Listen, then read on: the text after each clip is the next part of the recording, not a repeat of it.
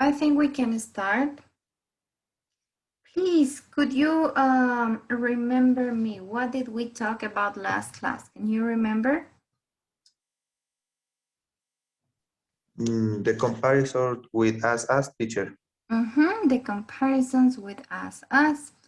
These comparisons were giving us some trouble because this drove you crazy last class.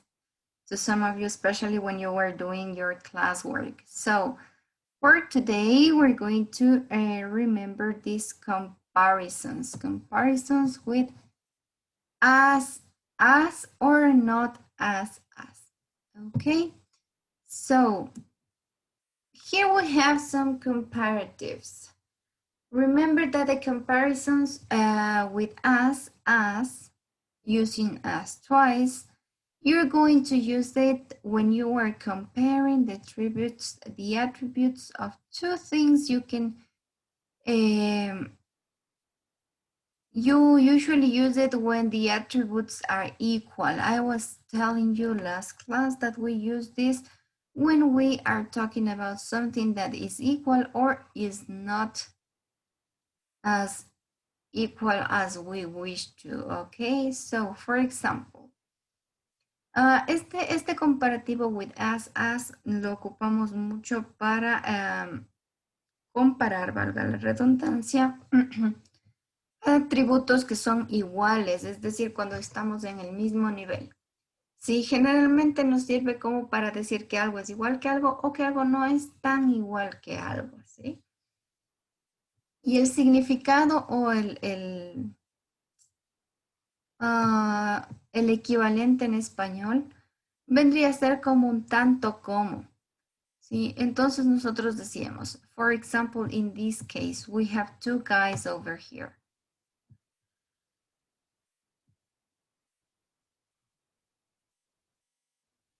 So if we want to say that both are equally tall, we can use this form to compare, ¿sí? Para referirnos a que algo es igual, ¿no?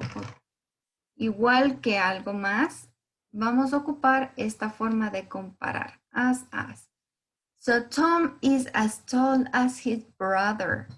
Si Tom es tan alto como su hermano, ese tanto como o tan como es a lo que se refiere este as. ¿Ok? For example, I'm as angry as you are, guys. ¿Sí? Tengo tanta hambre como ustedes. Or Sally is as nice as Jane. Sally es tan linda como Jane. Okay. Most of the time, the word you're going to use in between, it's going to be an adjective, but you also can use an adverb or, yes, you can also use an adverb. So just let me accept to Alex again. Okay. So guys, as I was telling you, como les decía, la palabra que va en el medio de este as puede ser un adjetivo o puede ser un, you can also use an adverb, ¿sí? Un adverbio. O también podemos utilizar un sustantivo, a noun. So all of these three can go in the middle of as. Cualquiera de estas tres pueden ir en el medio de esta forma de comparar algo que es igual, que es las palabritas as. So, this was the main topic last class.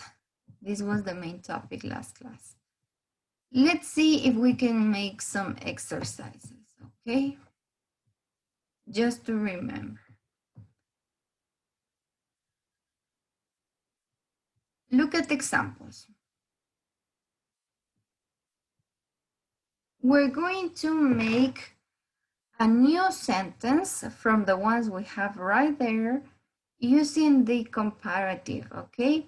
So, for example, here we have, my brother is 20 years old. This is the first part of the sentence.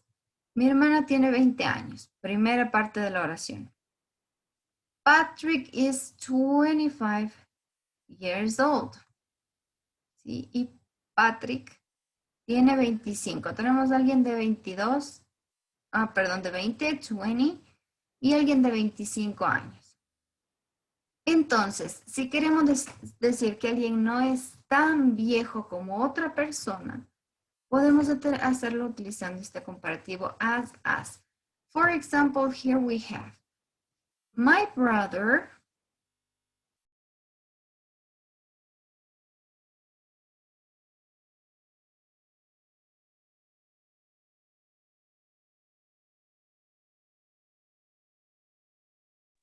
okay, guys, we were saying that we can use both. No, we can join both sentences using this comparison form. And in this case, we have my brother, ¿no es cierto? Mi hermano, que está en la primera oración, el que tiene 20 años. Isn't, aquí viene la parte de not, ¿no es cierto? La negación. Es decir, cuando ustedes quieren comparar algo, pero que no es tan igual como nos gustaría. ¿Sí? Isn't or is not as tall or as old, sorry, tan viejo, porque hablábamos de la edad, 20 and 25 years. My brother isn't as old as Patrick. ¿Sí? Mi hermano no es tan mayor o tan viejo como Patrick, porque el uno tenía 20 años y el otro 25, right? So, let's see if we can make the second sentence. Here we have Australia is big. ¿Sí? Australia es grande. But Canada is bigger. Pero Canadá es más grande. ¿Cómo podríamos decir? ¿O cómo formularíamos nosotros la oración? El teacher quedaría Australia. ¿Dónde está? Australia isn't as big as Canada. Exactly. Australia isn't as big as Canada. Yes. Australia no es tan grande como Canadá. Si estamos comparando y en este caso algo que no es tanto como nos gustaría, ¿no? No es tan grande como Canadá. Let's move to the next one. Let's move to sentence number 3. I am very tired. And Kevin is also very tired. What can you say? How can you join this sentence using the comparison form?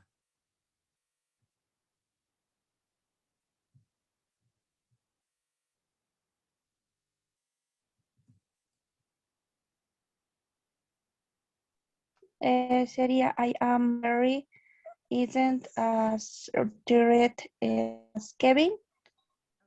Okay. We can say I am, sí, yo estoy tan cansada como, ¿cómo sería?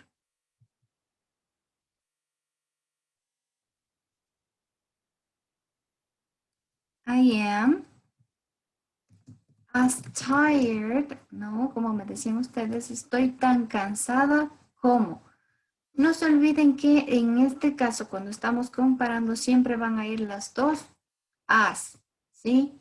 Una antes del adjetivo y la otra después del adjetivo, o una antes del adverbio y otra después del adverbio.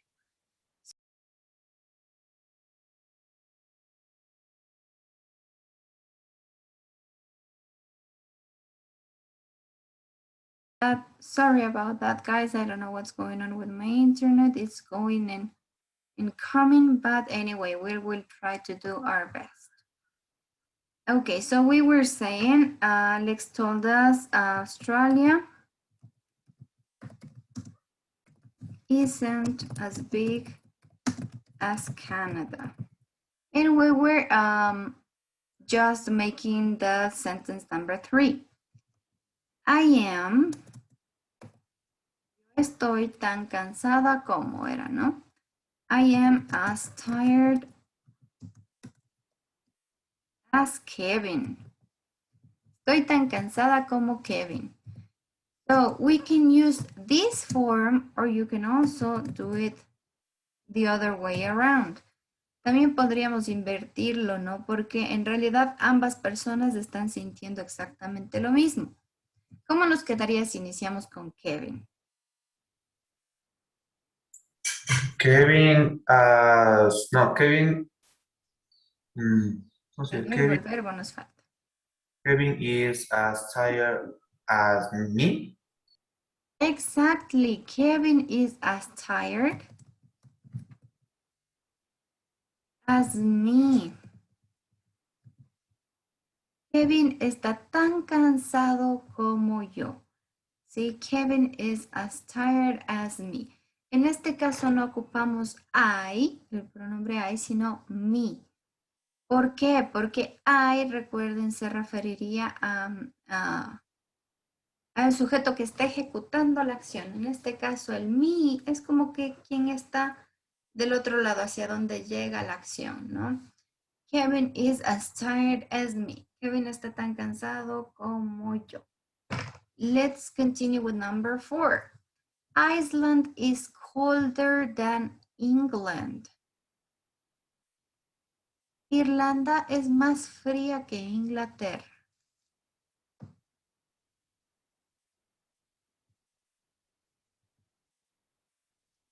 ¿Cómo nos quedaría? Les doy el empujón. Teacher, sería como England not as colder as Iceland. Exactly. No, en este caso, mucho ojo, ¿no? Ustedes están comparando algo de igualdad, algo que es igual o que no es tan igual. Entonces, vamos, repíteme nuevamente, Brian. England is... And not is not as colder as Iceland. Ajá, exactly.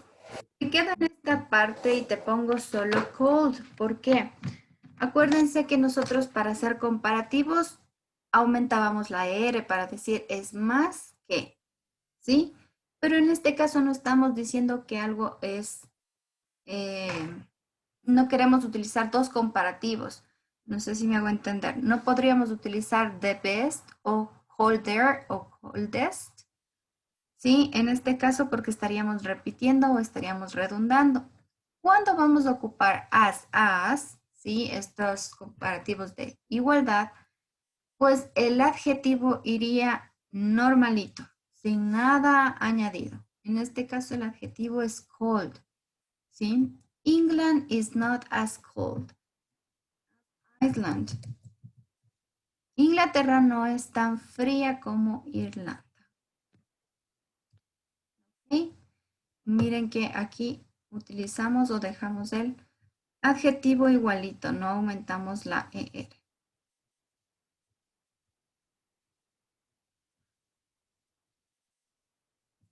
Let's continue with number 5. We have, this chair is expensive. And that chair is also expensive. So how do we make a comparison here? ¿Cómo decimos aquí que algo está tan como? This chair is not as expensive as that chair. Ojo, que si me pones not, me estás diciendo que no es tan cara como la otra.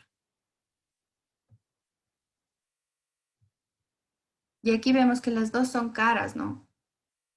Entonces, sin el not, teacher. This chair is as expensive as that chair. Exactly. This chair is as expensive as that. So, esta silla es tan cara como aquella o esa silla. Sí, esta es igual que esa. A eso nos referimos. Esta es igual de cara que esa silla. Let's move to the next one. Number 6, we have Andrew is lazier than Wendy. Andrew es más vago que Wendy.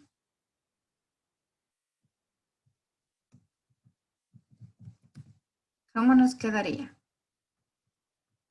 Ahí sí con el not. Wendy is not as lazy as Andrew. Exactly. So we have Wendy is not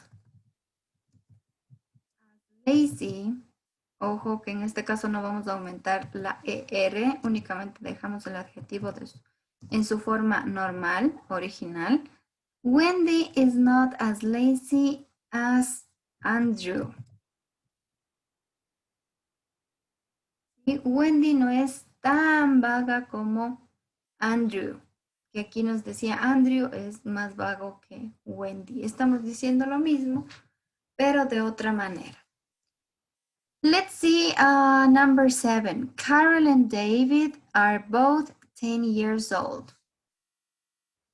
Igualdad. Dianita, can you help me with number 7?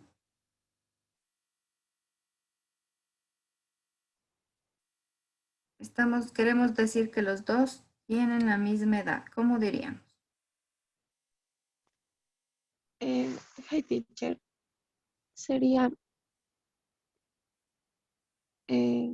Carlos is as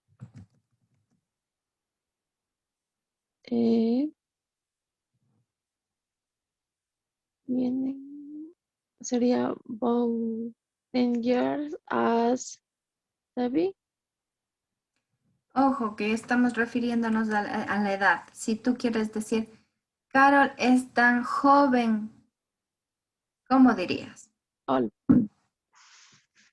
Carlos is as old David. Okay, we can say Carol is as old. No te olvides del segundo as. Carol is as old as David. O incluso podríamos referirnos a Carol is young as David. Ok. Aquí estamos utilizando dos adjetivos diferentes, pero ambos se refieren a la edad. ¿Sí? Podríamos decir, Carol es tan vieja como David, es decir, que tienen la misma edad, o Carol es tan joven como David, tienen la misma edad. ¿Ok? Let's move to number 8. I think action movies are more interesting than comedies. How would this sentence be? ¿Cómo nos quedaría esta oración, Alex? Teacher, some comedies aren't as interesting as action movie, teacher. Exactly. Comedies aren't as interesting as action movies. Thank you, Alex. So here we have just a small reminder of last class grammar. So we were discussing last class how to use this as or not as to make comparisons. Comparisons in an equal or not so equal level. Okay. So thank you guys for your help with this activity. Now I want you to think about the following. Okay, keep in mind the next questions. Van a pensar en las siguientes preguntas. Do you buy gifts? Who do you buy gifts for? ¿Para quién compran regalos? What do you usually buy? ¿Sí? ¿Y qué es lo que generalmente ustedes compran como regalo? So you're going to think about the next questions. Think about these questions. Who do you buy gifts for and what do you usually buy? ¿Sí? ¿Para quién compramos normalmente regalos y qué es lo que usualmente compramos? You're going to think about the answers individually, of course, and then you're going to share the answer. I'm going to ask some of you in a random way, and you're going to participate with the answers of these two questions. Okay, for this activity, you will have 2 minutes, guys. Just 2 minutes to think about the answers of these questions. So, Galito, what do we have to do? ¿Qué debemos hacer ahorita, Galito?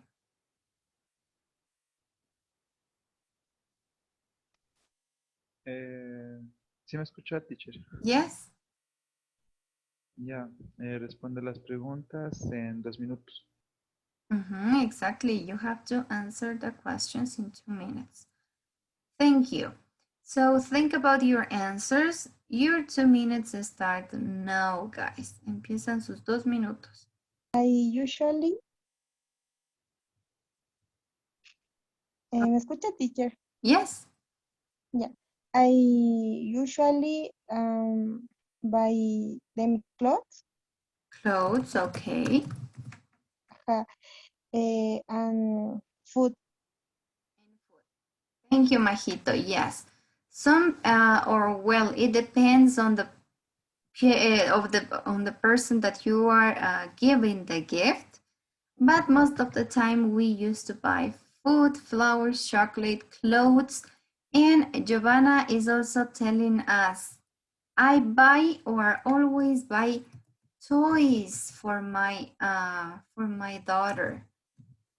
When you have small kids at home, you usually buy candies or toys for kids, right? Para los más chiquitos de la casa, it's always a good idea to buy some toys or candies. Let's see, Javi Cordova, can you help me? What do you usually buy as a gift?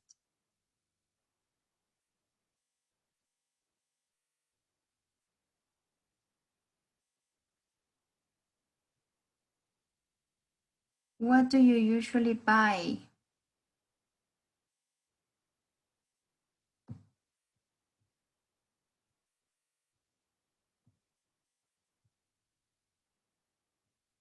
Javi?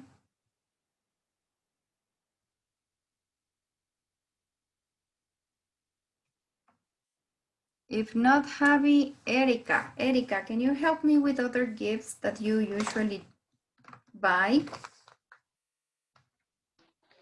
Flowers, teacher. Okay, flowers. Thank you. So I can see that most of us usually buy food and flowers. These are like the most I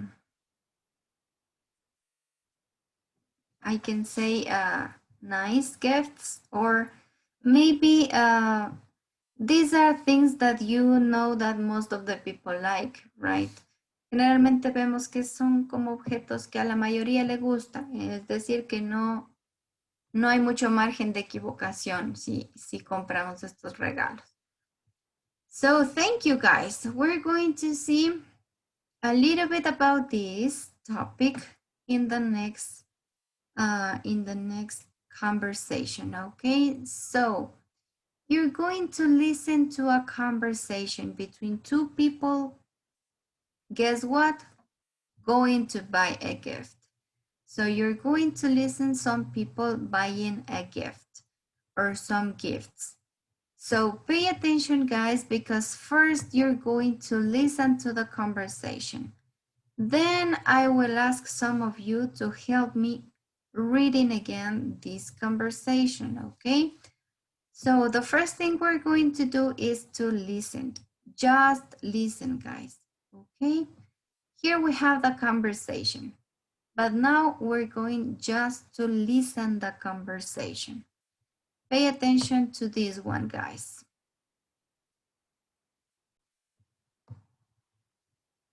Page 16.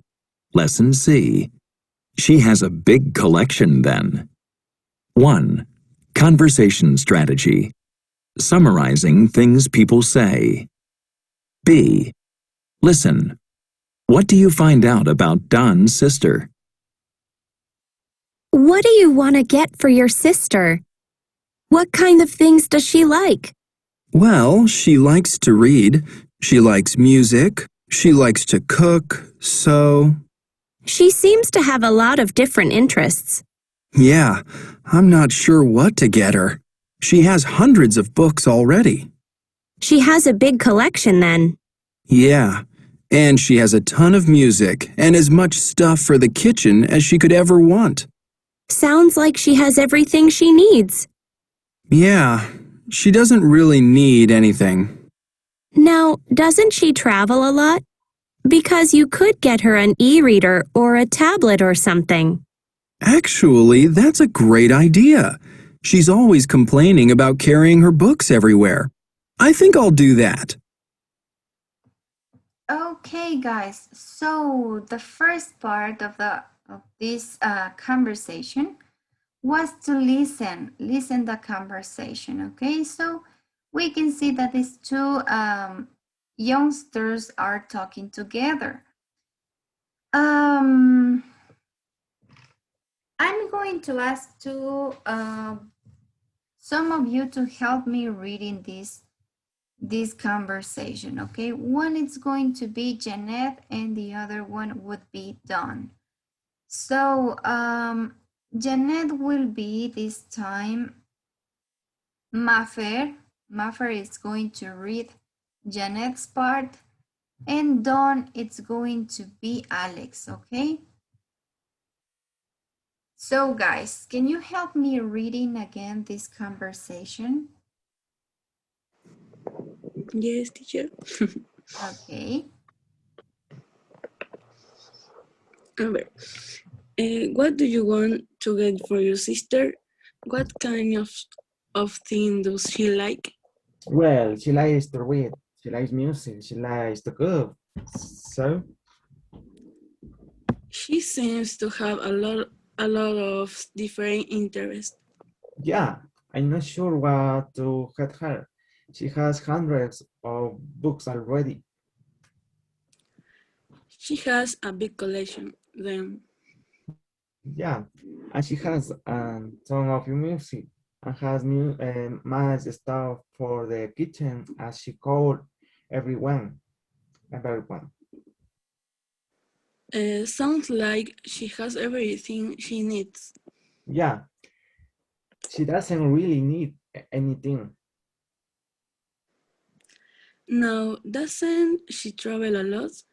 Because you could get her a reader or a table or something. Actually, that's a great idea. She's always complaining about carrying her books everywhere. I think I'll do that. Exactly, guys. So I think I'll do that. What is this conversation about? What can you understand from this conversation? What are they talking about? ¿De qué están hablando estos dos chicos? Oh, gifts. About gifts, teacher.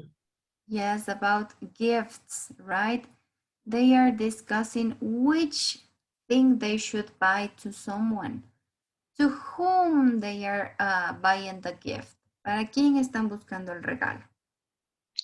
The sister Dawn. Dawn's sister, yes. Thank you, Vicky. Dawn's sisters. So here you can see that they are asking and replying, asking and replying. Sometimes when we make a conversation and we ask and reply a lot, maybe we can tend to be lost in some point of the conversation. ¿Ok? Algunas veces cuando nosotros preguntamos y respondemos con los compañeros, a veces nos perdemos en la conversación. And it's always a good idea try to summarize the previous topic of the conversation, okay? A veces es una buena idea ir como resumiendo, ¿sí? O dando una idea concreta de lo que estábamos hablando antes, ¿sí? Como para no olvidarnos. En este caso, miren, ustedes tienen aquí una oración que nos permite a nosotros tratar de summarize, de resumir un poco sobre lo que se estaba hablando. Look at this. She seems to have a lot of different interests. Sí, ella parece que tiene muchos intereses o le interesan muchas cosas. Sí, she seems to have a lot of interests. Y esto lo encontramos aquí en la conversación. Miren, justo después de que Dawn nos enumera todo lo que le gusta hacer a su hermana, ¿no? She likes to read, she likes music, she likes to cook, she likes to sew. So here we have different activities. Como nos estaba mencionando algunas actividades, una forma de resumir lo que estábamos diciendo es she seems to have a lot of different interests. ¿Sí? Ella parece que tiene muchos intereses, que le gusta hacer muchas cosas, ¿no? So, what is the next way to or the next phrase we can use in order to summarize? ¿Cuál es la siguiente frase que ustedes tal vez pueden encontrar que nos permite resumir un poco?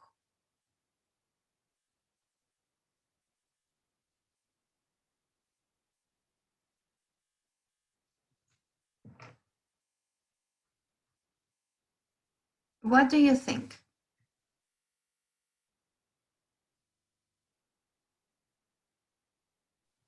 Podría ser la frase que dice, what kind of things does she like?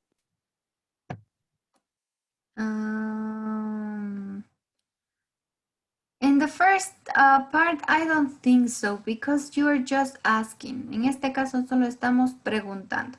Cuando ustedes van a resumir, utilizan frases como verdad o entonces o puede ser suena a que, ¿sí? Ese tipo de frases. Yeah, teacher. Resumir. Vicky. Yeah que dice, she doesn't really need anything. O el de arriba, teacher, la que dice sounds like she has everything she needs. Exactly. Vamos a ir parte por parte, ¿no? En la primera parte ya encontramos una frase. Parece que ella le gustan diferentes cosas, le gusta hacer diferentes cosas. Luego, Don nos expone algo más. Vamos a ver. Dice, yeah, I'm not sure what to get her. Sí, no estoy seguro de qué darle, de qué regalar. She has hundreds of books already.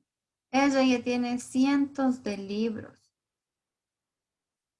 Una forma de resumir o de decir que tiene muchos libros. ¿Cuál es? She has a big collection. She has a big collection then. La palabra frase o la palabra clave en este caso, la frase clave en este caso es la palabrita then aquí. Este then que lo ocupamos al final de algunas oraciones, ¿sí? Es para resumir, porque estamos diciendo, por ejemplo, vamos les voy a poner otro ejemplo diferente. Vicky le está contando a Alex que tiene un montón de deberes que hacer. So Vicky will say, do you know what, Alex? I have tons of work to do, tons of homework to do this week. Tengo un montón de deberes que hacer esta semana, so I can't go out with you. Entonces no puedo salir con ustedes. Y Alex le dice, como para resumir, so you're not going to sleep then. Entonces no vas a dormir, ¿no? So you're not going to sleep then. Este then, que para nosotros significa entonces, es como estar dando una respuesta o estamos repitiendo la idea principal de la que estábamos hablando de una forma un poquito más resumida o tal vez con otras palabras, ¿no? Estamos diciendo lo mismo, que si Vicky tiene un montón de trabajo, entonces ella no va a dormir. Significa algo, nos da la misma idea, ¿no? La misma sensación. So, en este caso, she has a big collection then. Entonces ella tiene una gran colección. Estábamos hablando de que tiene cientos de libros y como resultado, como respuesta, tenemos entonces ella tiene una gran colección de libros. Let's move to the next part. Ahora Don le vuelve a exponer algo más a Janet. Yeah, she has tons of music and much stuff for the kitchen, as she would ever want. Sí, ella tiene un montón de música y cosas para la cocina, más de las que ella desearía. So, ¿cómo resumimos esto? Sounds like she has everything she needs. Sí dice que tiene un montón de cosas, ¿no? Más de las que necesita. Look at this. Here we have like a way to make it shorter. Sounds like she has everything she needs. Suena a que o parece que ella tiene todo lo que necesita, ¿no? Todo lo que necesita y hasta más. So it sounds like she has everything she needs. These are some of the ways we find up to this point. Let's continue. Vamos a ver qué más nos dice. Yeah, she doesn't really need anything. Sí, en verdad ella no necesita nada, ¿no? Now, doesn't she travel a lot? Because you could get her an e-reader or a tablet or something. ¿Sí? Tu hermana no viajaba mucho, le dice. Porque podrías comprarle un e-reader. Este e-reader era algo que aquí casi nunca se ocupó en Ecuador, que son las tablets especiales para lectura. Or a tablet or something, ¿sí? O puedes comprarle una tablet o algo parecido. ¿Cómo estaríamos resumiendo? ¿Cómo ustedes podrían, how can I say? How can you agree with this answer? ¿Cómo estarían de acuerdo con esta respuesta? That's a great idea. Yes, actually, no, actually, it's a great idea. No se olviden que este actually no significa actualmente, ¿sí? Sino es de hecho. De hecho, es una gran idea. Actually, that's a great idea. So here you have the start of some phrases you can use in order to summarize. Sí, aquí tenemos el inicio o el final de algunas frases que ustedes pueden utilizar para resumir o un poco concluir con ciertos temas. You can use she seems, then, sounds like, or actually. Okay, guys? So, now that you know these phrases, you're going to help me with the next exercise. Ahora que ya saben estas frases, me van a ayudar con el siguiente ejercicio. Let's see. Let me change the screen so you can see the exercise. Okay, here on page 16 of your book, you have this exercise. Let me make it a little bit more big so you can help me with the answers. Here we have seven statements. Which one do you think is the best response? Help me matching. Vamos a unir. ¿Cuál sería la respuesta correcta o la que mejor encaja con estas oraciones? Number one, can you help me with number one, please? Giovanna, I only download free books or go to the library. Letter G. Letter G. Yes, right. You don't buy books then. Sí, entonces tú no compras libros, ¿no? Porque dice que se descarga solo los que son gratuitos o si no va a la librería. Yes, it would be letter G. Thank you. Let's move to number 2. Can you please help me with number 2?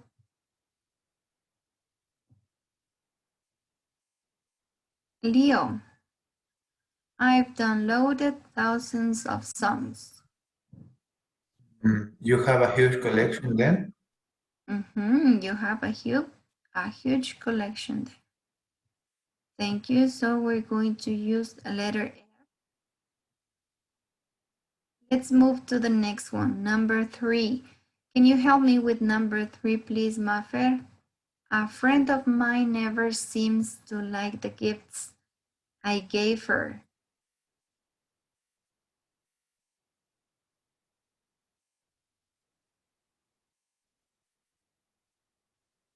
What do you think is the right answer for number 3?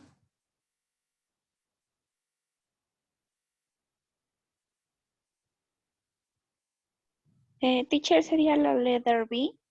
Letter B. Yeah. Do you buy the man? Do you buy the man who has a... No, it's not letter B. Teacher, letter C. No. Ojo que estamos diciendo que a su amiga no les gusta todo lo que le compra. Not letter B, not letter C.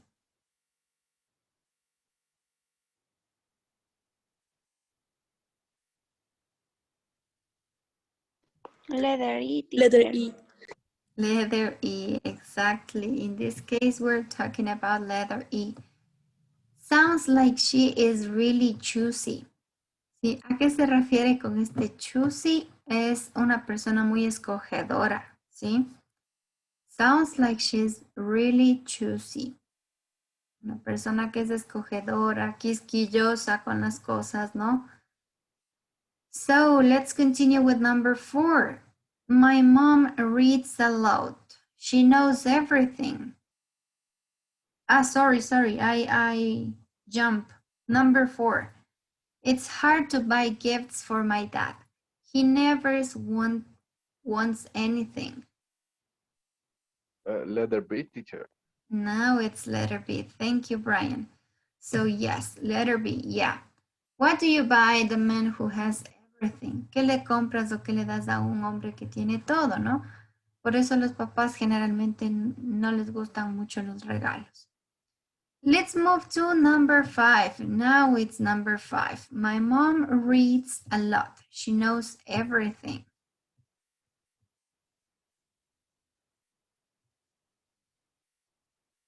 Letter A. Letter A. Exactly, letter A. Sounds like she's a walking encyclopedia. Yes. Si tu mamá lee mucho y sabe muchas cosas, ¿no es cierto? Parece que o suena como si ella fuera una enciclopedia andante. A walking encyclopedia. Okay, guys.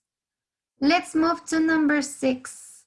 My boyfriend remembers the lyrics of every song he's heard. Letter C, teacher. Okay, yes, exactly. Wow. He has a fantastic memory. Thank you, Brian and Grace. Yes, it would be letter C. So, what's the answer for the last one? ¿Cuál sería la última? I read all kind of stuff, from romance to science fiction.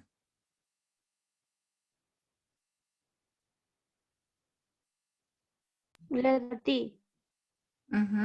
Letter D. Letter D. Letter D que nos dice, gosh, you have really broad tastes. Here we have two words you need to know the meaning.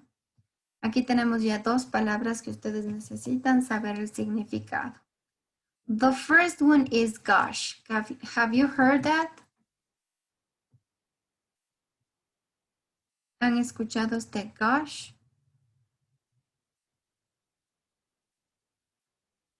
Have you ever heard oh my gosh? Sí, teacher, es como hacer referencia a Dios. Exacto, sí. El gosh sería exactamente lo mismo, ¿no? Pero de una forma mucho más coloquial.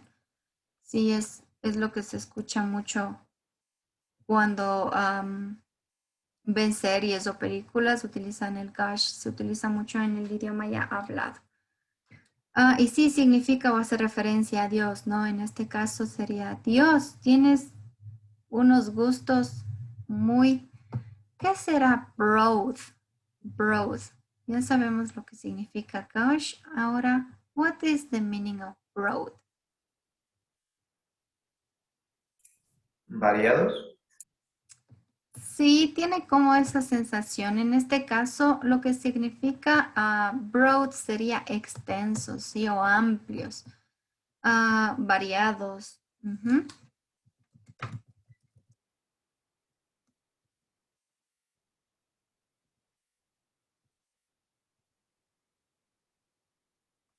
Para referirnos a los gustos musicales, ¿no? En este caso que decían.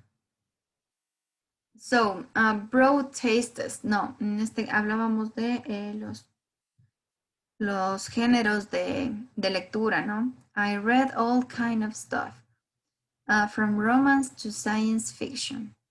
Leo todo tipo de textos, ¿no? Desde romance hasta ciencia ficción. So you have really broad tastes. Entonces tienes unos gustos muy amplios, muy extensos. Te gustan muchas cosas, eso quiere decir. Okay? So thank you guys for helping me completing this exercise. Now you saw the difference or the different phrases you can use in order to summarize a conversation, ¿sí? Aquí tenemos algunas frases para ir como repitiendo lo mismo que la otra persona nos dijo, ¿no? Como haciendo un pequeño resumen para comprobar de lo que estábamos hablando. Thank you. Let's move to the next part, guys. In the next part, we have a word.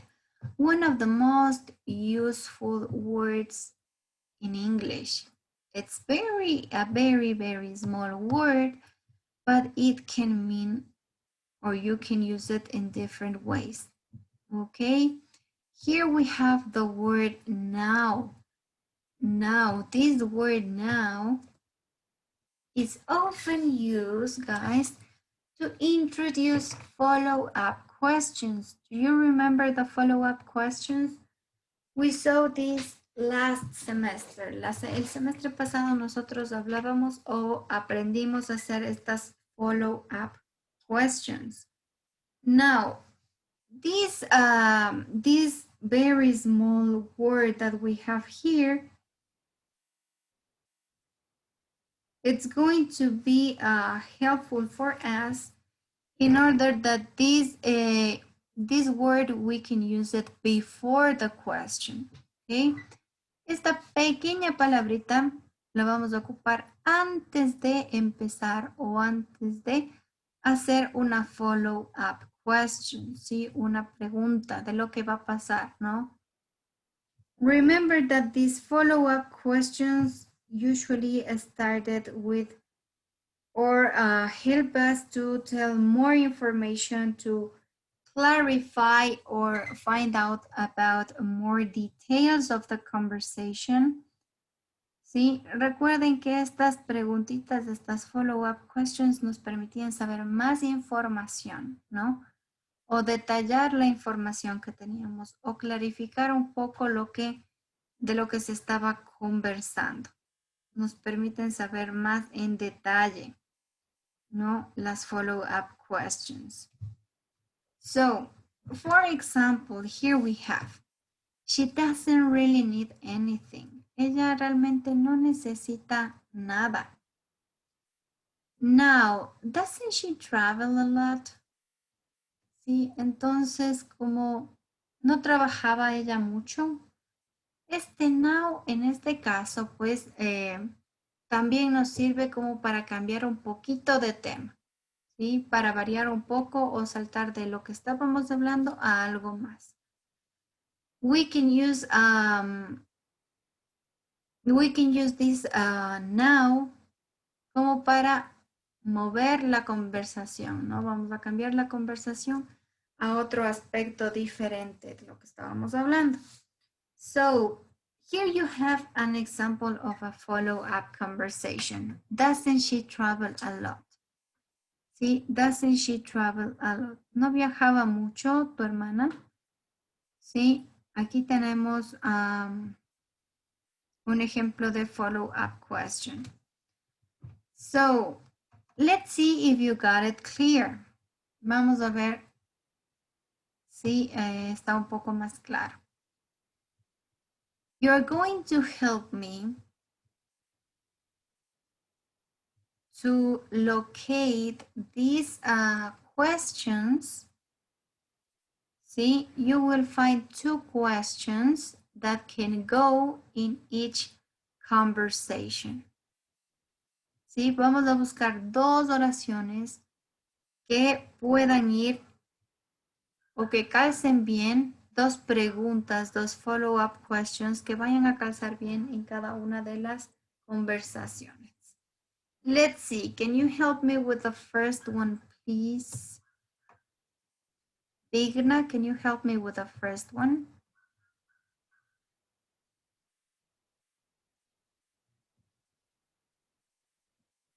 Do you like to shop for gifts?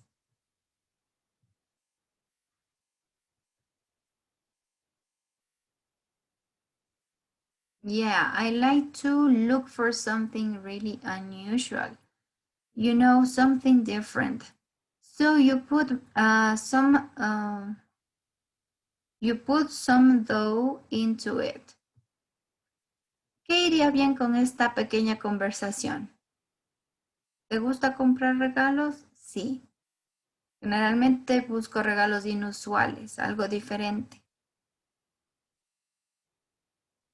Which of these follow-up questions would you choose?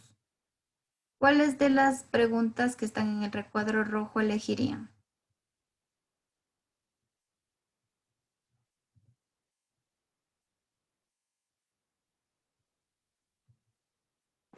Letter A. Okay, letter A we have.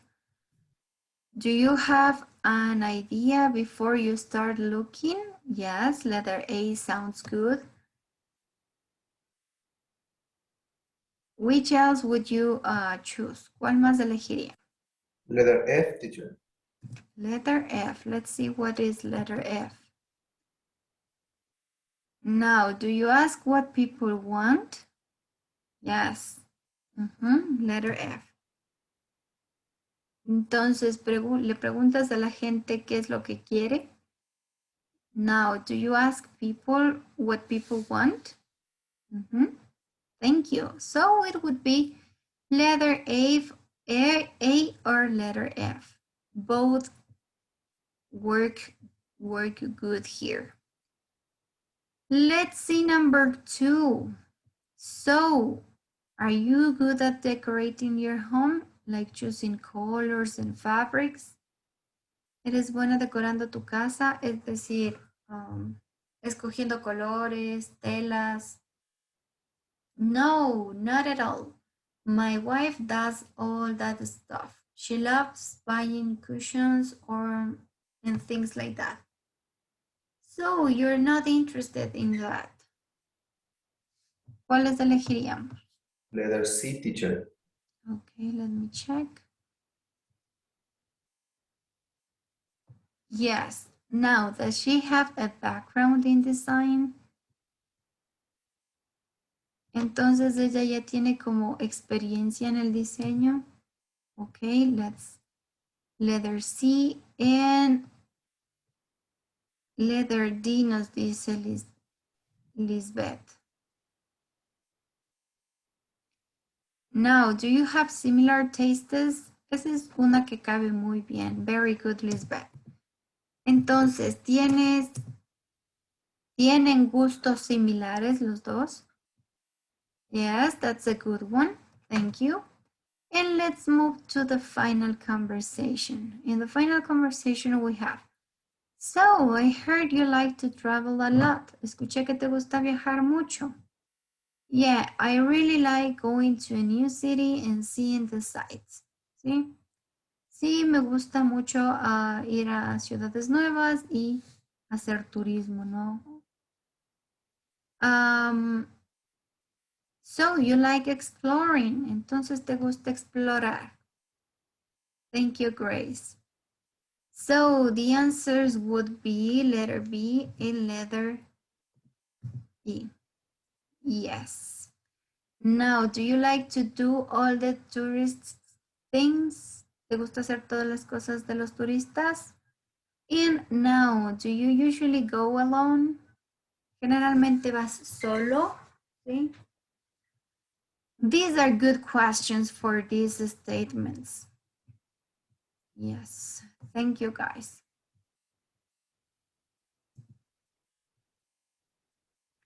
So yes, you helped me to make these follow-up questions using the word now. So after all of this, we're going to make a short listening exercise. Okay, so I will ask you guys to listen carefully. As you heard, we were talking about gifts, right? Estábamos haciendo un par de ejercicios o conversaciones sobre dar regalos o comprar regalos, right? And about tastes y sobre los gustos. No les gusta mucho algo o les gusta desde tal género hasta tal género. So you're going to listen to 3 conversations. Just 3 conversations, short conversations.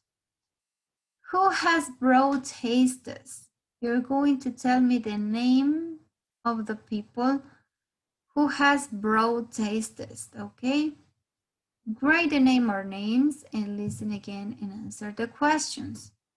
So pay attention for this. Mucha atención porque lo que vamos a responder es esto. Who has broad tastes? ¿Quién tiene los gustos más amplios de las 3 conversaciones? Es decir, a quién le gustan más cosas. And let's see the first question right here. What happens in the cooking show? How did Mary learn to cook? Okay. ¿Qué pasó en el programa de cocina? ¿Cómo aprendió Mary a cocinar? Okay. Number 2, what is Nick listening to? ¿Qué está escuchando Nick? How did Nick get into that kind of music? ¿Cómo llegó a esa música, a ese tipo de música? And the last one, why is James exhausted? ¿Por qué está tan cansado James, tan exhausto? How did James get into sci-fi? ¿Sí? ¿Cómo llegó James a encontrar el género sci-fi, ciencia ficción? Sí, este sci-fi is a short way to say science fiction. Sí, es una forma muy cortita de no decir todo eso largo, science fiction. Pueden utilizar la contracción o la parte más pequeña que sería sci-fi. Okay, guys, let's listen carefully so you can help me with the answers, okay?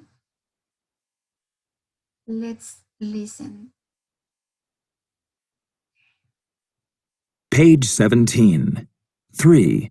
Listening and strategies. Broad tastes. A. Listen to 3 conversations.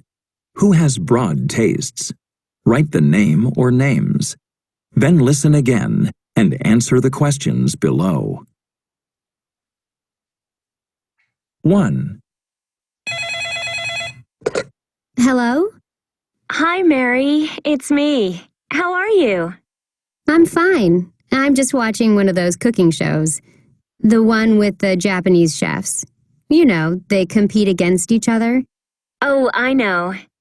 Don't they both have to make something with the same main ingredient? Yeah, it's a really fun show. They're using salmon today, and they have to make as many dishes as they can in half an hour. It's really interesting. It gets, really intense. You know, there's so much pressure on the chefs. They never have as much time as they need, and... Interesting. So you're really into cooking? Oh, yeah, I love it. My grandmother's Japanese, you know, and she always made all these amazing Japanese dishes, and she taught me a lot. Really? I didn't know that. Now, do you make Japanese food a lot? Yeah, though I've been pretty busy lately, but you know, I try out new recipes as often as I can. Now, do you just make Japanese things mainly, or do you cook other things too? No. I also like to cook Italian food and French. And lately I've started to really get into Indian food. So I'm using all these spices. They have wonderful flavors. I've taken a few classes and I've learned how to combine spices and get the right flavors and stuff. So, yeah. 2, Before I move on, what could you hear about this first conversation? What happens in the cooking show?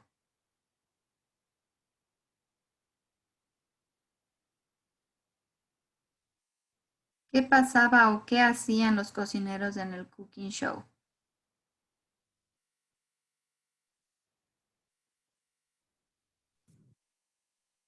Anybody?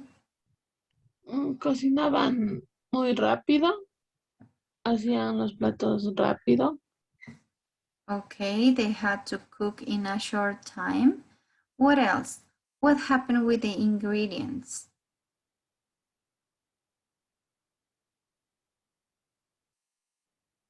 ¿Qué pasaba con los ingredientes?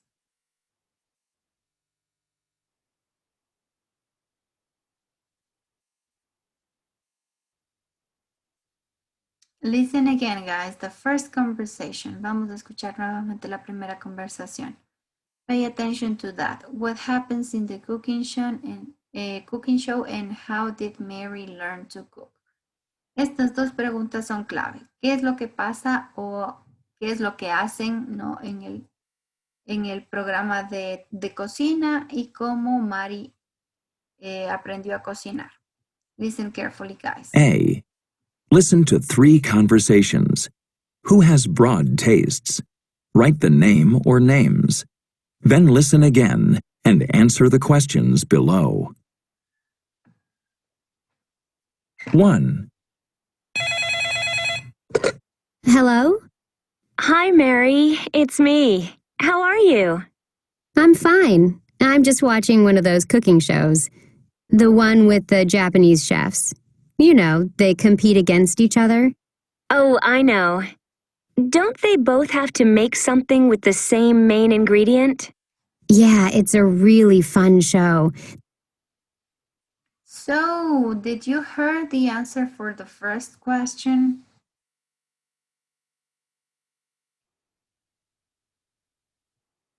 La respuesta de la primera pregunta está en otra pregunta. Listen, guys. Hello? Hi, Mary. It's me. How are you? I'm fine. I'm just watching one of those cooking shows. The one with the Japanese chefs. You know, they compete against each other. Oh, I know. Don't they both have to make something with the same main ingredient? Yeah, it's a really fun show. They're using salmon today, and they have to make as many dishes as they can in half an hour. It's really... So, what happens in the cooking show?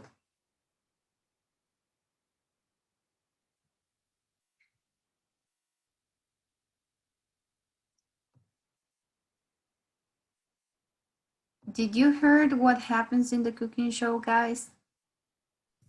Decía que algo que tienen que preparar con el mismo ingrediente principal. Exactly. Yes, they use the same ingredient.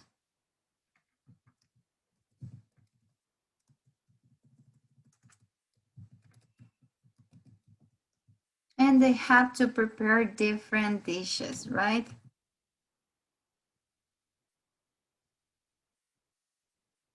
Or as many dishes as they can in half an hour. So they have 30 minutes to prepare as many dishes as they have or as they can with just one ingredient. What was the ingredient this week? Did you heard? ¿Cuál era el ingrediente esta semana? ¿Escucharon? Salmón. Exactly. So let's continue with the next. How did Mary learn to cook? Vamos a ver cómo o a escuchar cómo Mari aprendió a cocinar. Listen carefully, guys. Really interesting. It gets like really intense. You know, there's so much pressure on the chefs. They never have as much time as they need, and Interesting. So you're really into cooking? oh yeah, I love it. My grandmother's Japanese, you know, and she always made all these amazing Japanese dishes, and she taught me a lot. Really? I didn't know that. Now, do you make Japanese food a lot? Yeah, though I've been pretty busy lately, but you know, I try out new recipes as often as I can. Now, do you just make Japanese things mainly? Or do you cook other things too? No. I also like to cook Italian food and French. And lately I've started to really get into Indian food. So I'm using all these spices. They have wonderful flavors. I've taken a few classes and I've learned how to combine spices and get the right flavors and stuff. So, yeah. So guys, how did Mari learn to cook? Es que no sé si entendí, pero creo que dijo, ¿la mamá es es japonesa? ¿O ella aprendió a cocinar en la comida japonesa, pero aprendió de la mamá? Era la abuelita. La La abuelita abuelita. es japonesa. Ya le enseñó a Grandma. hacer. Exactly. Or her grandma. Yes. Something else. How did she learn to cook Indian food, for example? De otra forma también. Take class. Exactly. She was taking classes, right? She was taking a class to know how to mix all the spices. Para aprender cómo mezclar las especias, los sabores. Thank you, guys. So here we have the answer of these two questions. Let's go to the next one. What is Nick listening to? Pay attention to that, okay? Pongan mucha atención a lo que está escuchando Nick. And how did Nick get into that kind of music? Luego vamos a ver cómo Nick llegó a dar o a escuchar ese tipo de música, ¿ok? Primero, ¿qué está escuchando? Listen carefully, guys.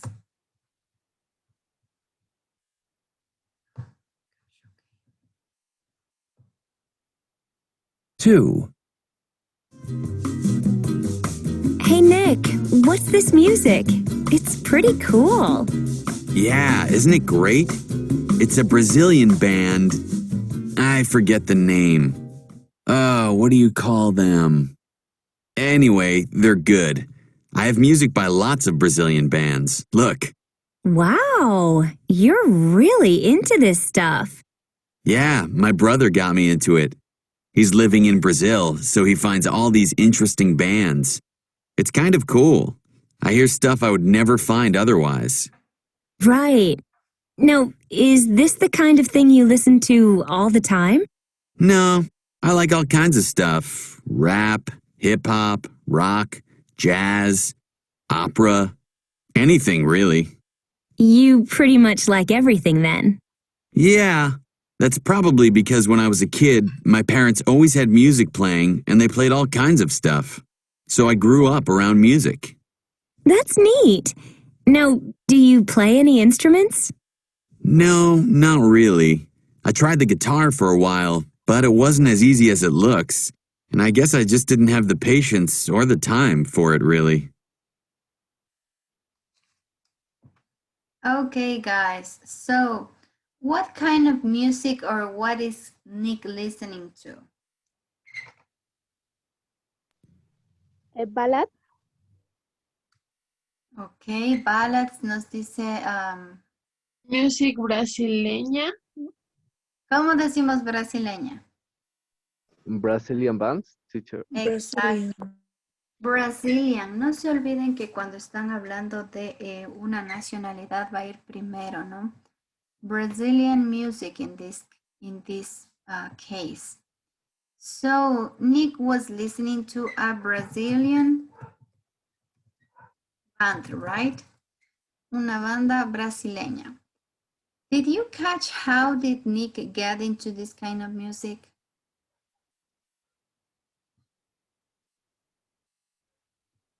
¿Cómo encontró, cómo llegó a dar con este tipo de música brasileña? Por su hermano, teacher. In English, Brian? For your brother? Because of... Because of your brother. Ojo, que si me dices because of your brother, estás diciendo por mi hermano. Because of Hablando del hermano de Nick. her brother. His brother. Because of his brother, okay? Because of his brother, that's right. That's how he found Brazilian music. Where does Nick's brother live? ¿Dónde vive el hermano de Nick? In Brazilian. In Brazil, yes, in Brazil. Thank you, guys. So he was listening to Bossa Nova, and it's a Brazilian band. And Nick got into this kind of music because of his brother. Thank you. Now let's move to the third conversation, where we'll see why is James exhausted. Vamos a ver por qué está tan cansado, por qué está exhausto James. And how did James get into sci-fi? Y también vamos a ver cómo es que llegó al género de ciencia ficción. James, okay? Pay attention, guys. 3. Hey, James. You look tired. I am. I was up like half the night reading. I'm reading this sci-fi book and I couldn't put it down. So I was up until 1 or something, just reading. So you're exhausted. Yeah, totally. But sometimes you just find a good book like that and you have to finish it as quickly as you can. Right. Now, do you read only science fiction, or do you like other stuff too? Well, actually, that's about all I read these days. I had this roommate a few years ago who read a lot of science fiction, and he lent me some of his books. Since then, I read nothing else. I got hooked. So you're a big fan. You know, I never really got into science fiction. I guess I don't have much time to read, period. Though when I do read, I like to read biographies, you know, like the life stories of interesting people. I've read a few about politicians and world leaders. They're fascinating. I find the same thing with sci-fi. It's fascinating to me. I mean, it's the only thing I read, really. Like trying to imagine what the future world will be like. I mean, these stories seem so possible to me. Like they can really happen in the future. Okay, guys, so why is he exhausted? Teacher, because reading a big book. Because he was reading, yes. He was reading a, let's say, big or good book. Yes. Thank you, Brian. He was reading a book. How did James get into these kind of books, sci-fi books? Did you listen? ¿Cómo llegó a dar con estos libros de ciencia ficción?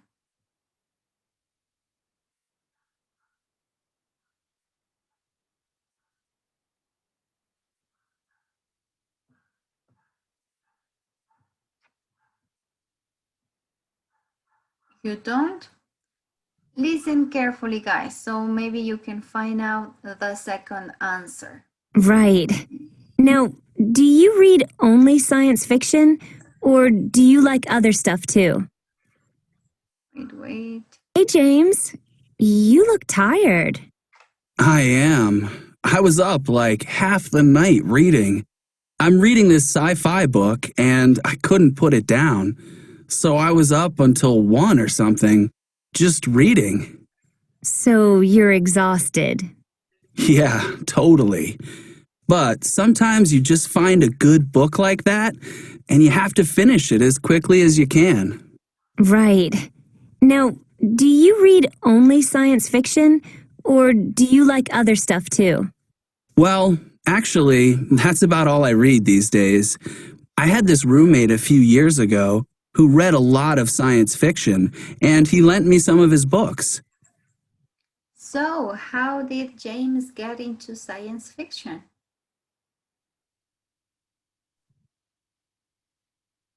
Decía que un compañero le había prestado del colegio, algo así. No lo entendí muy bien. Okay, yes, a roommate. A roommate. Ojo que tenemos aquí una palabra nueva, maybe. Roommate, a roommate left me. Ok, a roommate, que sería un compañero, el compañero de habitación, su compañero de cuarto. Listen what he says. Quickly as you can. Right. Now, do you read only science fiction, or do you like other stuff too? Well, actually, that's about all I read these days. I had this roommate a few years ago who read a lot of science fiction, and he lent me some of his books. So his roommate let him all of his books.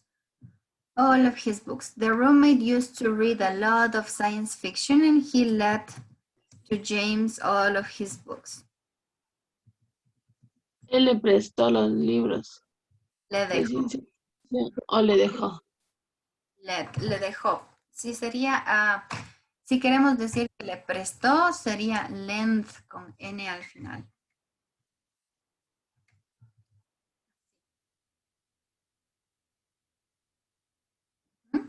Ahí cambia el significado. Let all of his books sería dejar. Él dejó todos sus libros a James, a su compañero de cuarto. Y si ustedes quisieran decir que me prestó, utilizarían el verbo lend. Lend. Can you lend me your books? ¿Podrías prestarme tus libros? Okay, who do you think is the one with broad tastes? ¿Quién tendrá gustos más extensos?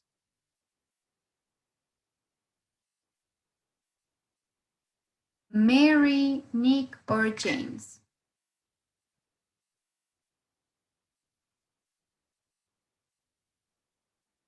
Mary para mí. Para mí, Nick, teacher. Hey, Nick.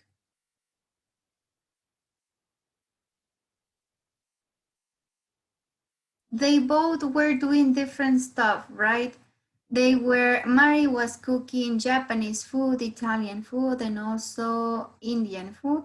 So it's a big range of different things to cook. And then we have Nick with the music, right? He was listening to Brazilian music and also to hip hop and all other kinds of music. And with James, what does James read besides science fiction? ¿Qué leía James aparte de ciencia ficción?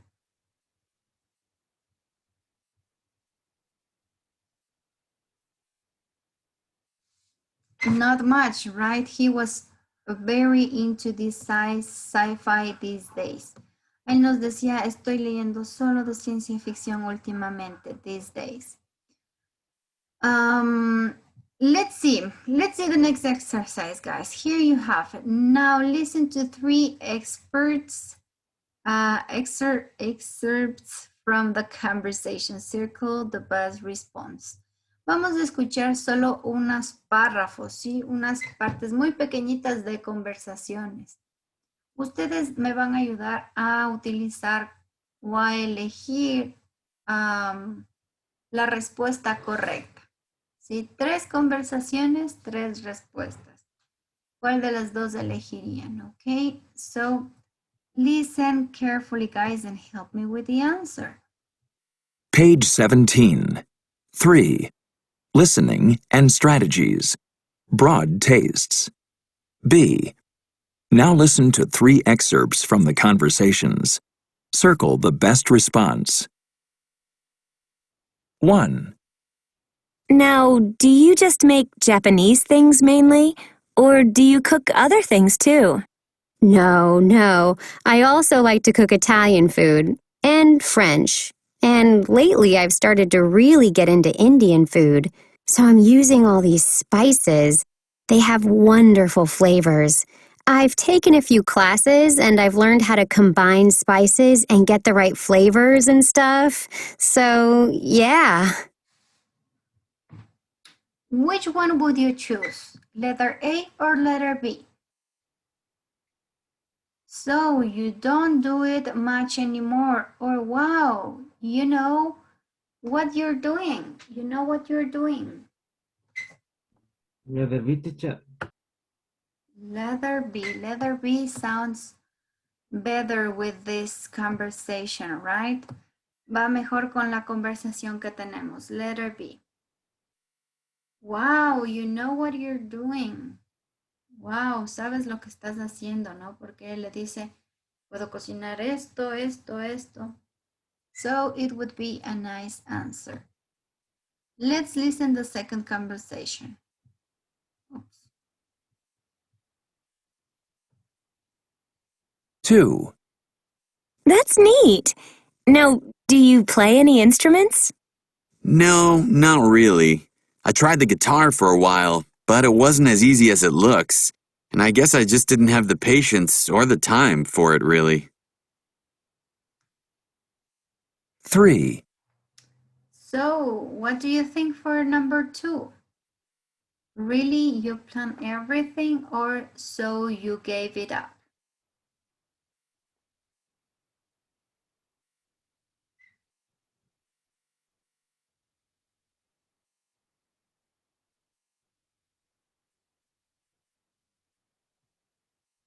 Let's listen again. Flavors. I've taken a few classes and stuff. So, yeah. Listen number 2. 2. That's neat. Now, do you play any instruments? No, not really. I tried the guitar for a while, but it wasn't as easy as it looks. And I guess I just didn't have the patience or the time for it, really. Okay, so you play everything. Entonces tocas todos los instrumentos, or so you gave it up. O te rendiste. You gave it up. What do you think? Letter A, teacher. Okay, Alex nos dice letter A. What do you think, guys? A or B?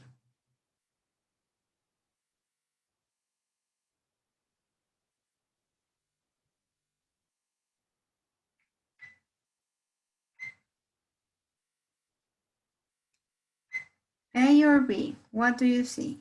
What do you think?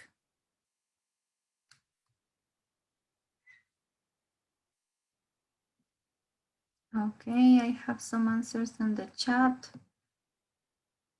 Thank you, Galito. Letter B. Here in the listening, he was saying something about he thought that the guitar was easy, but it wasn't as easy as he thought. So he gave it up, right? He gave it up. Se rindió. Listen to the third and final conversation, guys. Pay attention. 3. You know, I never really got into science fiction. I guess I don't have much time to read, period. Though when I do read, I like to read biographies, like the life stories of interesting people. I've read a few about politicians and world leaders. They're fascinating. I find the same thing with sci-fi. It's fascinating to me. I mean, it's the only thing I read, really. Like trying to imagine what the future world will be like. I mean, these stories seem so possible to me. Like they can really happen in the future. So, what would you choose? You think anything's possible then? Or, right, it doesn't seem real at all?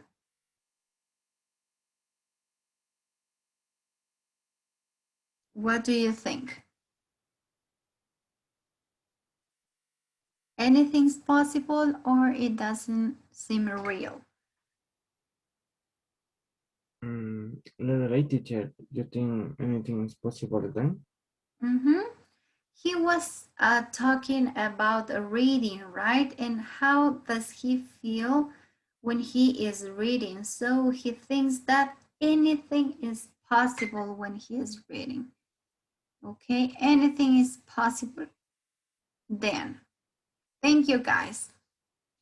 So we're going to move to the next exercise. In the next part, you're going to work in groups, guys. You will work in groups and you will have some minutes to prepare the next thing. Let me share with you. So you will get into groups and prepare a conversation. What do you need to include in the conversation, guys? What kind of tastes do you have in movies, in music, or in food? Okay, using the phrases we saw previously to summarize the topics, okay? And you can also use the word now. So you're going to make just a very short conversation where you will tell us what are the tastes, what are your tastes in this music, okay?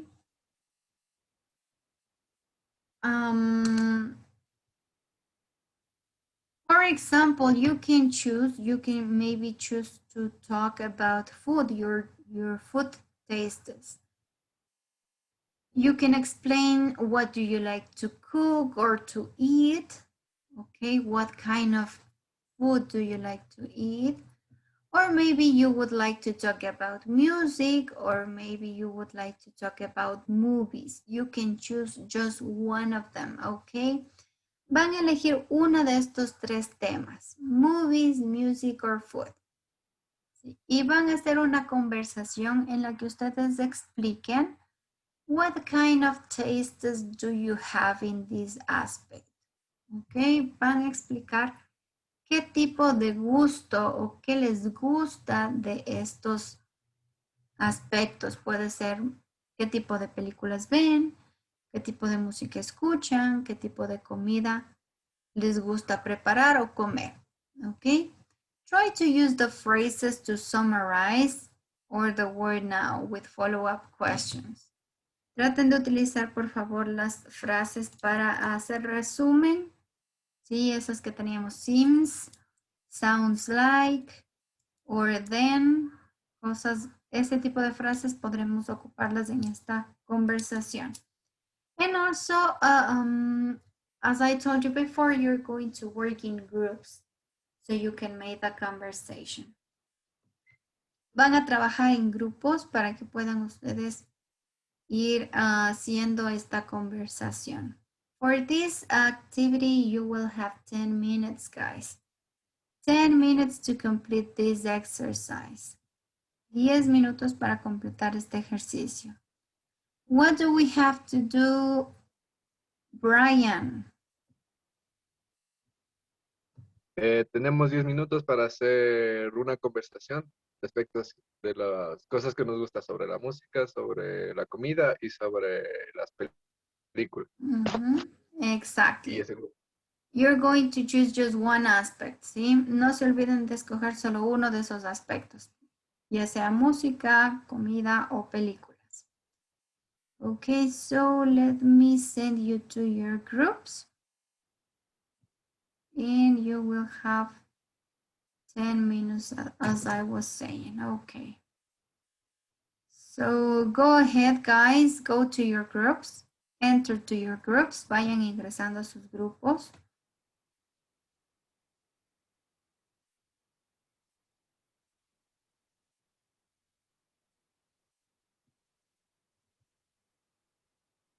Enter to your groups, guys, so you can work.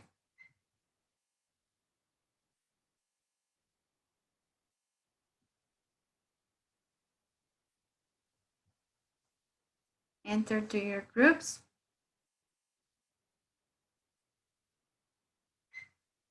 Erika, Giovanna, Alex, thank you. Enter to your groups, please. Javi, Eli, don't forget to enter to the group.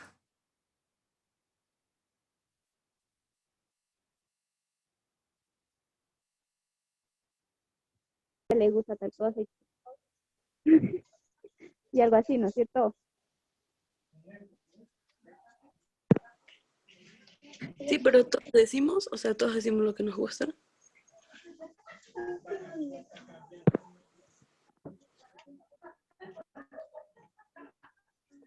¿Cómo será, Marcelo?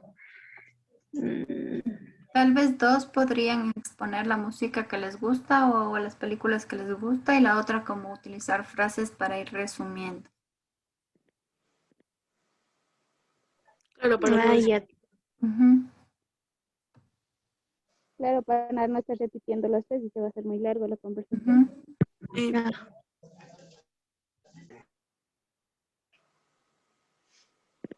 Vas a decir hi, Sabrina, hi. Hi, Liz también.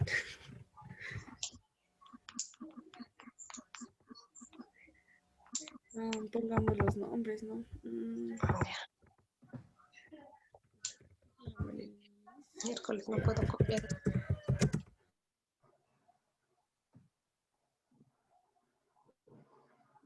Hi, teacher. Hi, how are you doing, guys? Teacher, la conversación tiene que ser con el as como en el libro. No, no necesariamente con el as. Lo que necesitarían utilizar son las frases como para ir resumiendo. Por ejemplo, sounds like, it seems to. Como la de la conversación. Como la conversación. O pueden hacer preguntas que estén antecedidas con el now. Ya, teacher. Muchas gracias.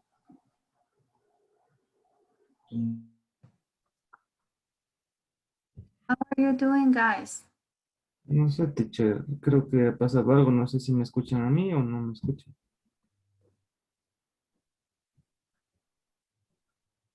¿Usted sí me escucha, teacher? Yes. Nobody's working with you. No sé, teacher, hasta hace rato iba preguntando. ¿Está bien ahí? Let me change your group. Creo que les ha pasado algo con el micrófono, no sé, teacher. Que casi que no puedo hablar bien. Grace tendría que escribir nada más porque Grace está operada de las muelas. Puede hablar. Can you write on the chat so you can get... Traten de ponerse de acuerdo en el chat para hacer la conversación. Ya les queda 4 minutos, ¿no? Con 3 acabamos, teacher. Do it, so. Últimamente. No, así como que, hi Jenny, I haven't felt lately, o sea, no me he sentido muy bien últimamente. Lately. That's, I came the hospital. O sea, que estoy en el hospital. De ahí te digo que my stomach is really hard, que me duele. Y te dije que, al final te agrego como que son de...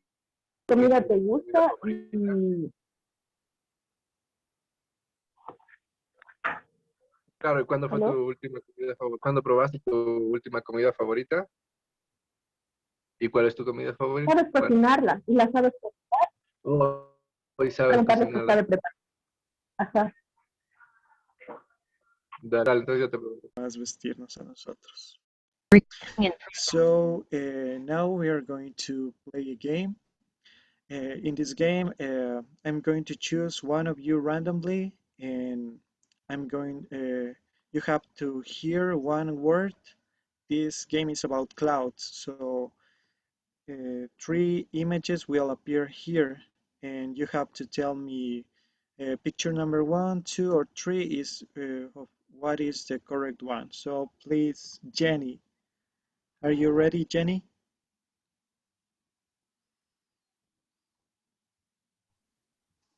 Hi. Ok, hi. En este juego tienes que escuchar la palabra y van a aparecer tres imágenes aquí. Tú me dices cuál es la correcta, ¿ya? Es vocabulario sobre ropa, sobre it's vocabulary of clothes. So let's listen Address. again.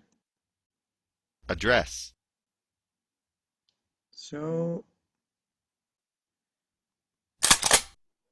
what picture, what word did La you hear? segunda, la que está en la Yes, second one. Nice shot. That's it. Okay, thank you, Jenny. Now, please.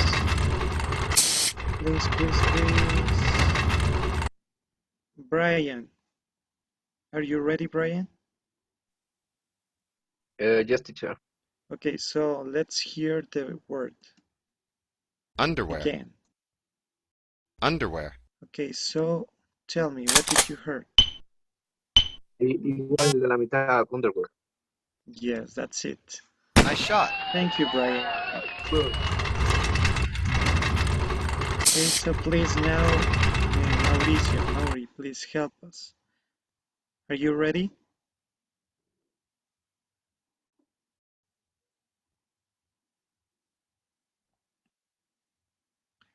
Please, Mauricio, are you there?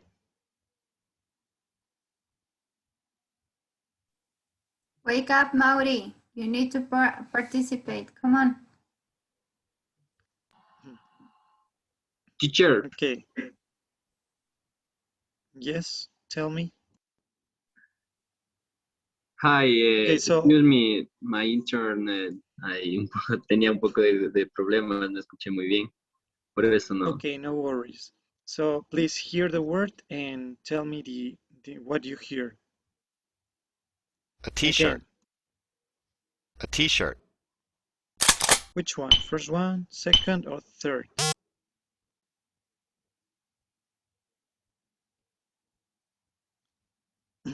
¿Escuchaste, Mauricio? ¿Cuál palabra escuchaste? A t-shirt.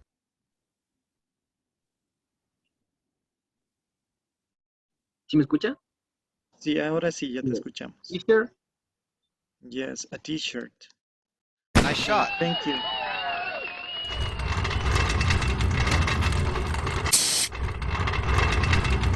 So please now, Giovanna.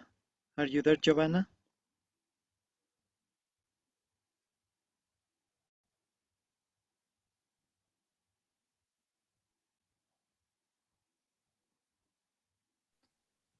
Or please help me, Anderson. Are you there, Anderson? Yes, teacher.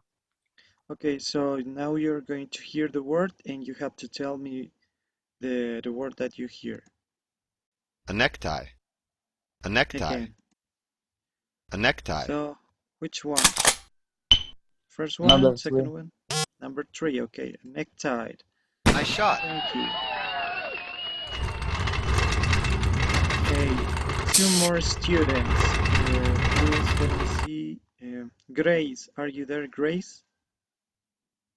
Grace can talk because she has a Oh, operation, so she is not going to be able to talk today.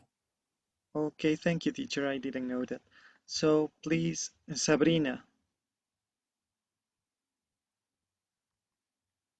are you there, Sabrina? Sí, teacher. Yes. Okay. So please listen to the word. A skirt. Again. A skirt. So please tell me, what did you heard?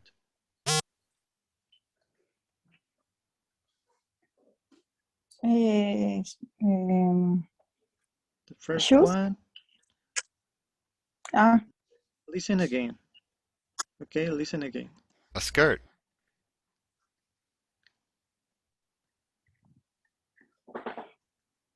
And again.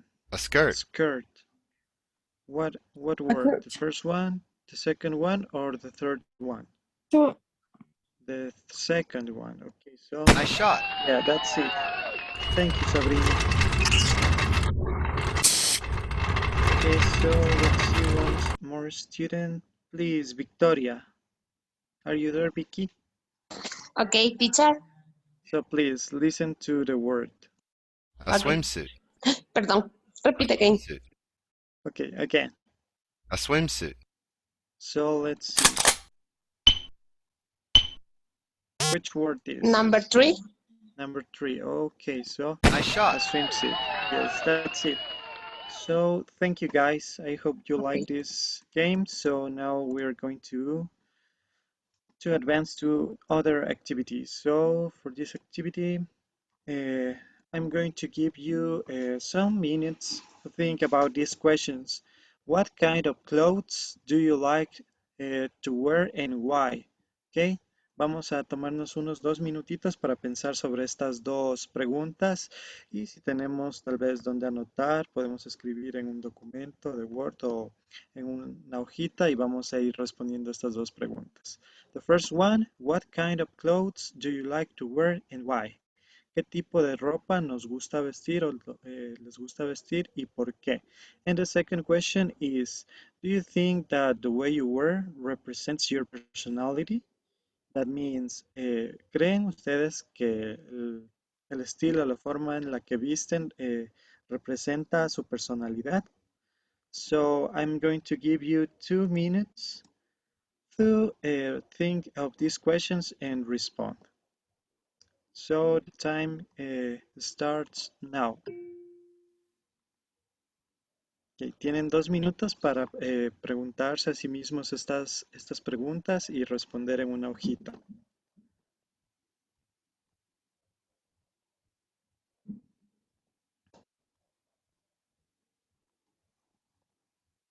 Teacher, las 3 preguntas. Estas dos que están aquí. What kind of clothes do you like to wear and why? And do you think that the way you wear represents your personality? Okay. These ones, sorry.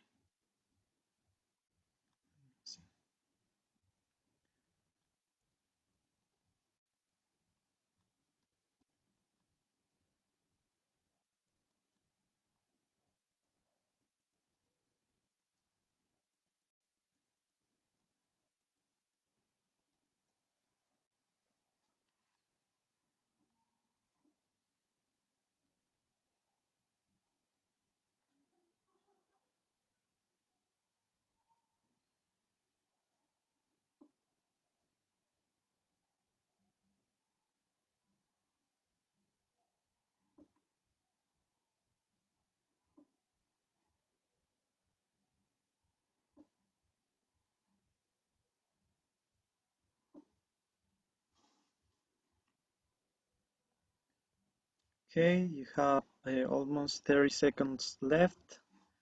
So try to do it quickly, guys.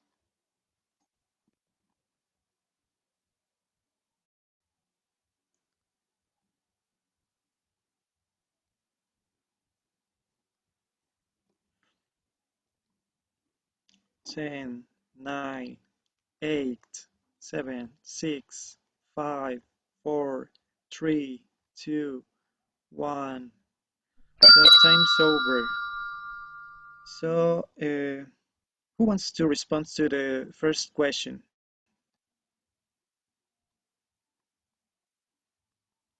Whoever that wants to participate, it's voluntarily. So Me, please. teacher. Teacher. Okay, first Victoria and then the Mau. other guy. Okay, then Mao.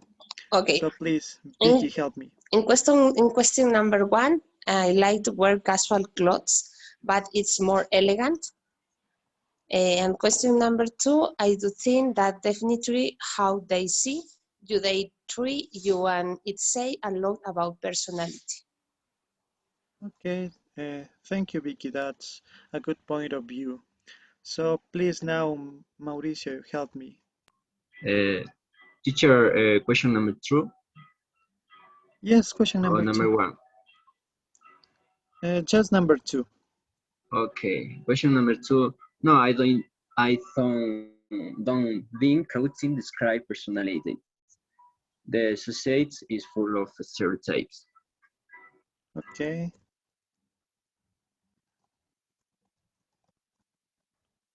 Society is full of stereotypes. Okay, that's good. Okay, maybe we have some different points of view. Someone else who wants to respond the first question, please? Anyone? Yo, teacher. Okay, let me see. Yes, I can hear you. Please help me. The first question. I like sports wear because it's very comfortable. Second, for if your personal appearance and your look is important.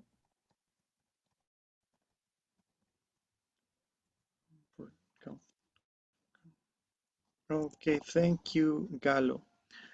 So it's okay, guys. Okay, so now we are going to read some useful tips from, let me see, from the book, How to develop your personal style is the topic. And here we have a question that says, do you ever worry about you don't look as great as you could? So, esa pregunta nos quiere decir que si alguna vez nos hemos preocupado de no lucir tan bien como podríamos llegar a lucir.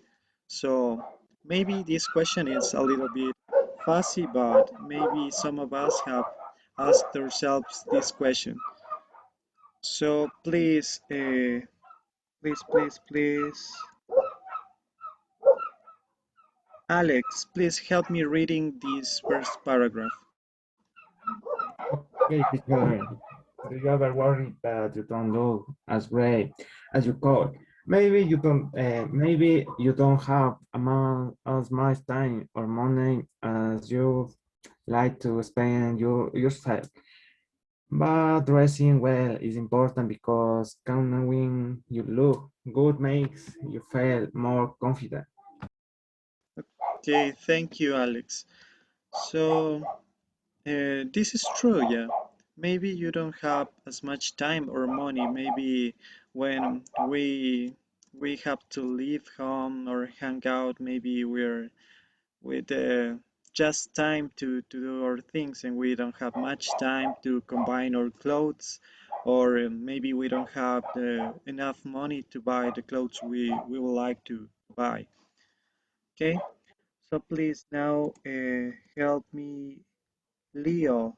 Help me reading the paragraph number 2, from developing to style.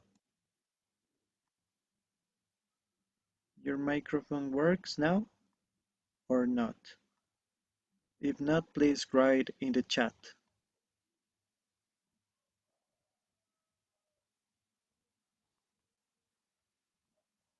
Okay, I guess your microphone doesn't work yet, so please, Mafer, help me reading the paragraph number 2. Hi, teacher. Hi. Developing your own personal style is not as hard or as expensive as you might think. Even jeans and t-shirts can look as stylish as a dressy outfit if you know how to put them together. Here, here are some quick, inexpensive tips to help you create your own fabulous personal style. Okay, thank you. So as it says here, we're going to review some tips, some helpful tips to help us decide or develop our personal style related to our clothes or fashion. So now we are going to see, let me erase that marks. Okay, let's see, it's not working. Okay, so please.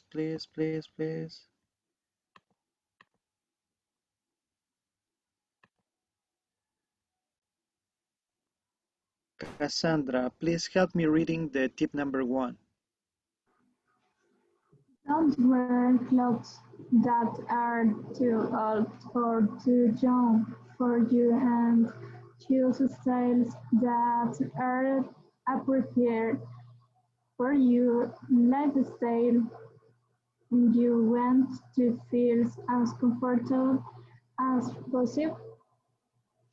Okay, this tip means that maybe we don't need to wear or to use clothes or are too old, that says, or too young, and we have to just focus on what is comfortable for us, what style make us feel free, maybe to move or to stretch, if we like sportive clothes or casual clothes. So please now, who wants to read tip number 2? Someone who wants to read the tip number 2?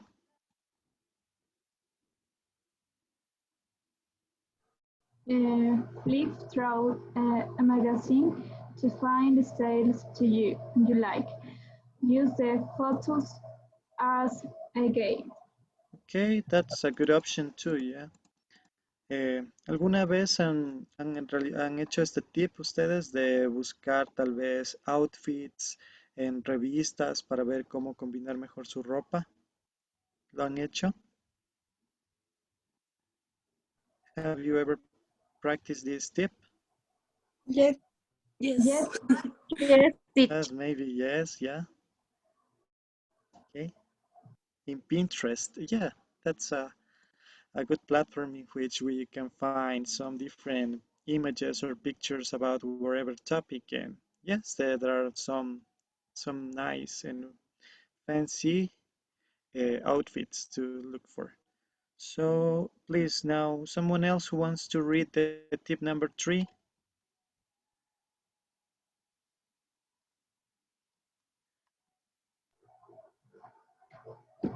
think about your life goals. Are you looking for a job to impress potential employers living in your professional?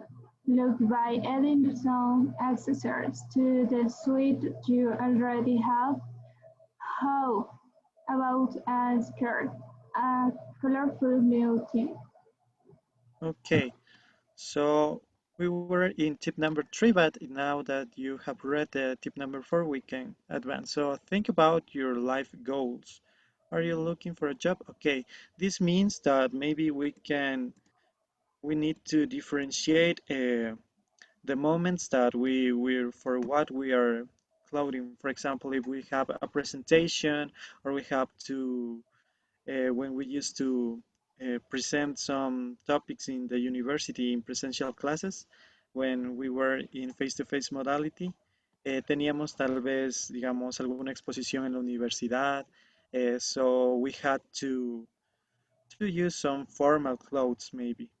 We need to be careful with the, the occasions. Tenemos que ser cuidadosos con las ocasiones, por ejemplo, si es que vamos a una fiesta, dependiendo del tipo de fiesta, podemos lucir formales o informales, o si vamos a hacer deporte, una ropa un poco más deportiva. Ya, a eso se refiere este tip. So, please, Please, someone else who wants to read the tip number 3 that says look at photos. Who wants to read that? Erica Rosas, can you read that part, please? Tip number 3. Please, Erika. Yes. Eh, Sorry, Erica.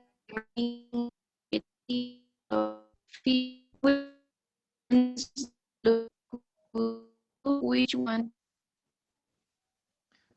Okay, thank you, Erika. I think you have Eh, some internet connection problems, so maybe I will read the tip number 3 for you. So that says, look at photos of yourself wearing a variety of outfits. Which one look good on you? Which ones aren't particularly flattering? Notice that you like or and dislike about different outfits. Is it the fabric, the color, the style?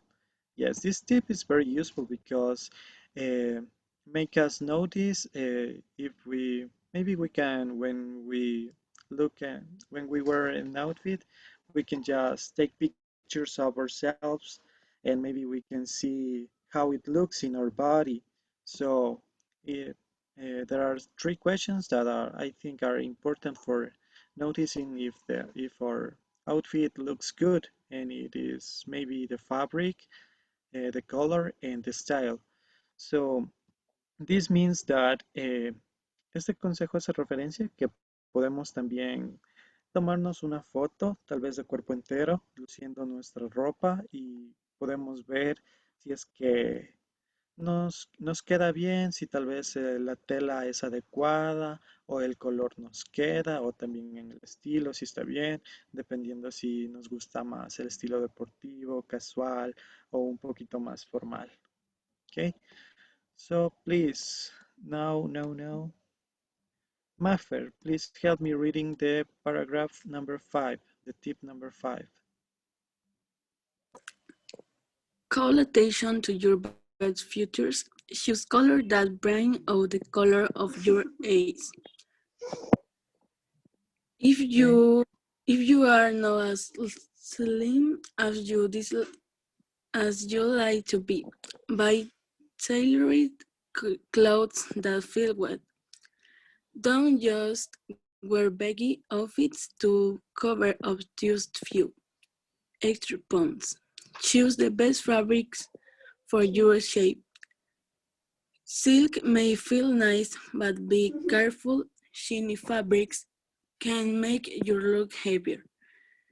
Cashmere, on the other hand, can make you look slimmer and look especially good on muscular men. Okay, thank you, Manfred. So this tip is really useful, I guess, because it says that maybe we can combine our clothes with our body features. Podemos combinar nuestra ropa con nuestras características físicas. Por ejemplo, dice si tenemos ojos de un color, puede ser café o verdes, dependiendo, podemos combinar también con colores claros que combinen con nuestras características físicas. O si es que tal vez compramos ropa que no nos quede muy ancha, si somos muy flaquitos, o si o por el contrario nos queda muy pequeña, podemos también comprar ropa o mandar a hacer ropa también a la medida, nos dice este tip. Y dice que tengamos cuidado también con ciertas telas que tal vez nos pueden hacer lucir eh, un poco más pesados o o también hay ciertas telas que nos pueden beneficiar más dependiendo de las características físicas. Por ejemplo, en los hombres que son más, que tienen más masa muscular, that are more muscular. So el cashmere, en este caso cashmere, fits well in that man. Okay, so please, someone else who wants to read the tip number 6. ¿Alguien que me ayude leyendo? Vicky. Yo, Just read. teacher. Okay, Okay. okay. Yeah. 6. Yes, the tip number Clean 6. out your closet. Get rid of stained, out of shape, torn, faded, or out of style clothing and scuffed shoes. Shelf them at a consignment store and use the extra cash to jazz up your wardrobe. Okay, thank you. So this means that maybe we can have lots of clothes that in our closet that we are not using, so we can get rid of that clothes maybe. And we can also sell that clothes and gain some cash in order to buy some other new clothes. Okay, because the fashion changes and some clothes get old fashioned, so that's a good tip. Este tip nos quiere decir que muchas veces nosotros podemos tener en nuestro guardarropa mucha ropa, digamos, que ya no usamos, tal vez porque pasó de moda o tal vez ya no nos queda. Entonces que podemos también tratar de vender esta ropa para ganar un poco más, o sea, también podemos vender la ropa y ganamos más dinero y podemos comprar nueva ropa que esté a la moda. Okay, so for the tip number 7, please help me.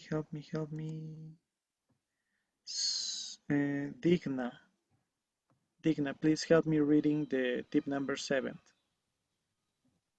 Yes, teacher. Update an outfit you already have. Add a new belt if your jeans are worn and the buttons. Cut them off the make a pair of capris. Okay, so this means that we can also modify our clothes in order to make them look more fashionable.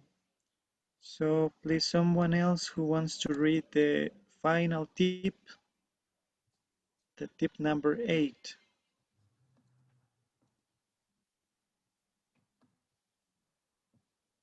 Please, Nancy, help me reading the tip number 8. Yeah. Make sure you have a few essentials.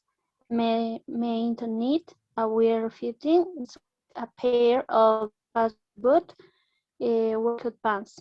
For women, a classic bag and a pair of simple pants that you can dress up or down as moods have. Okay, so thank you. Now we are going to, let me see, now we're going to practice some vocabulary from this unit. So first of all, we have the term personal style. Okay, so personal style means uh, the style we want to wear, the style we act, or maybe the way we look.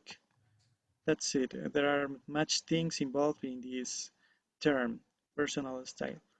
So please, Ellie, help me reading what says about dressy, what dressy means.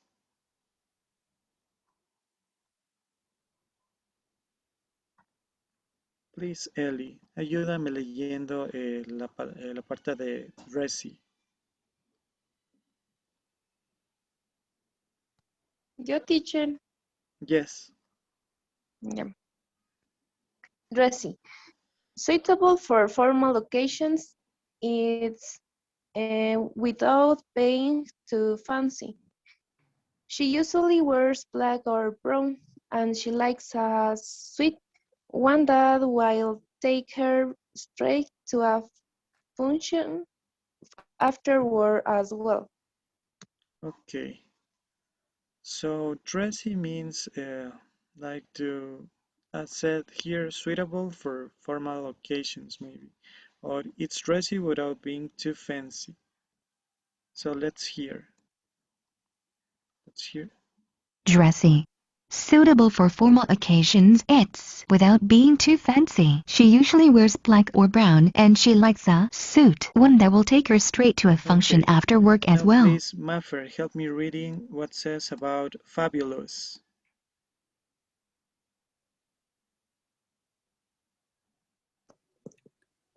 Amazing, fantastic, fabulous personal style.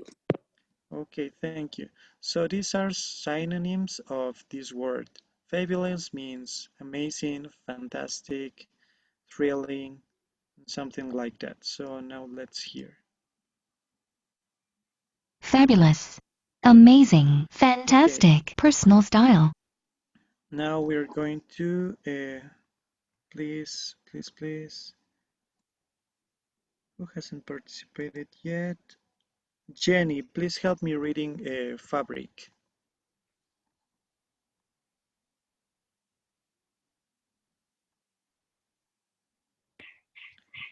Cloth Jenny, are you that there? is used Okay. for making clothes. Ok, ahí, no, sí está Okay. activo. Okay. Sí, me escuchan. Lo que pasa es que mi hermana también Yes. está mismo en inglés y no creo que apago el micro. Okay. Okay. No worries. Okay, so fabric. Fabric, en este caso sería la tela. Dice, cloth that is used for making clothes. Es la tela. Fabric, tela. Now, please, let's see the final one, consignment. Who wants to read consignment? Yo, teacher. Okay, help me. Yeah. Consignment. An order for purchasing a large amount. Large amount. Okay, thank you. So let's hear. Consignment.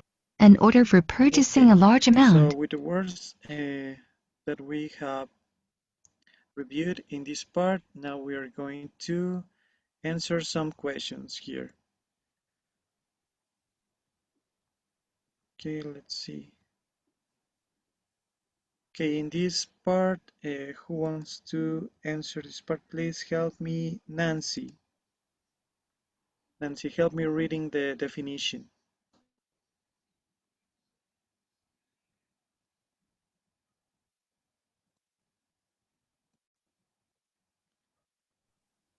Fabulous.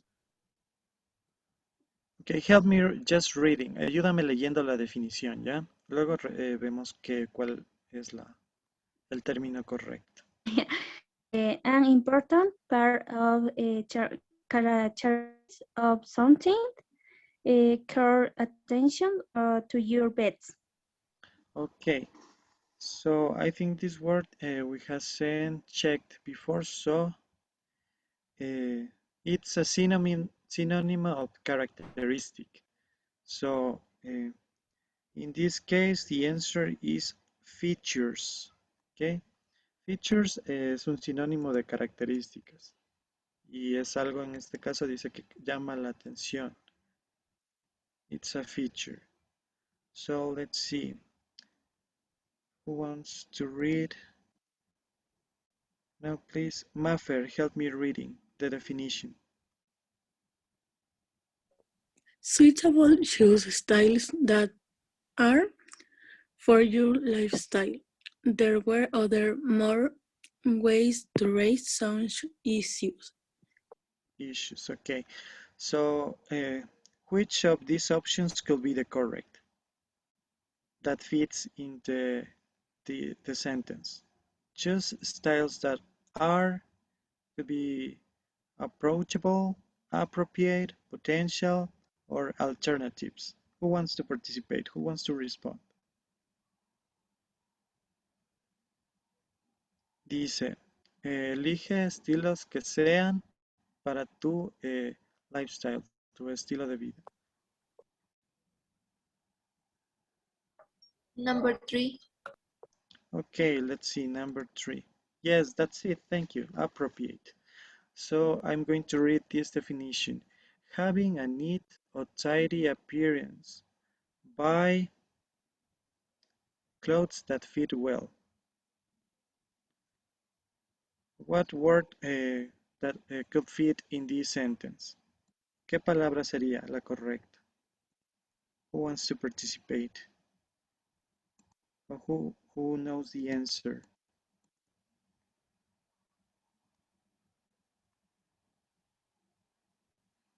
Que dice compra ropa que te quede bien. I read, teacher. Okay, let's see if it's tailored. Yes, that's it. Thank you. Look different. I wear casual but stylish things that don't. Dice, luce diferente. Yo uso ropa casual, pero con cosas con estilo que no.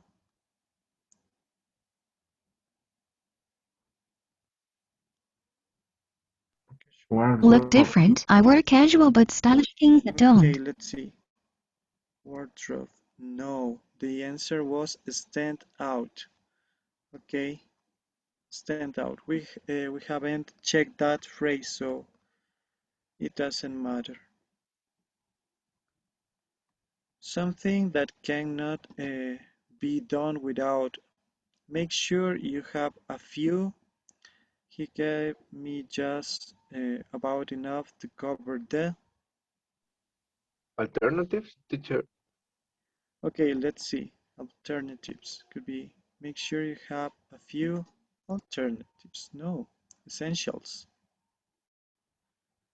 Okay, it was essentials. Let's see. One this for the last question. So making you look more attractive than you really are. Which ones aren't particularly could be appropriate, flattering, alternatives, get rid of. This is very to the prospective customer, isn't it? That's very, but I'm retiring. Kara found this more than any compliment.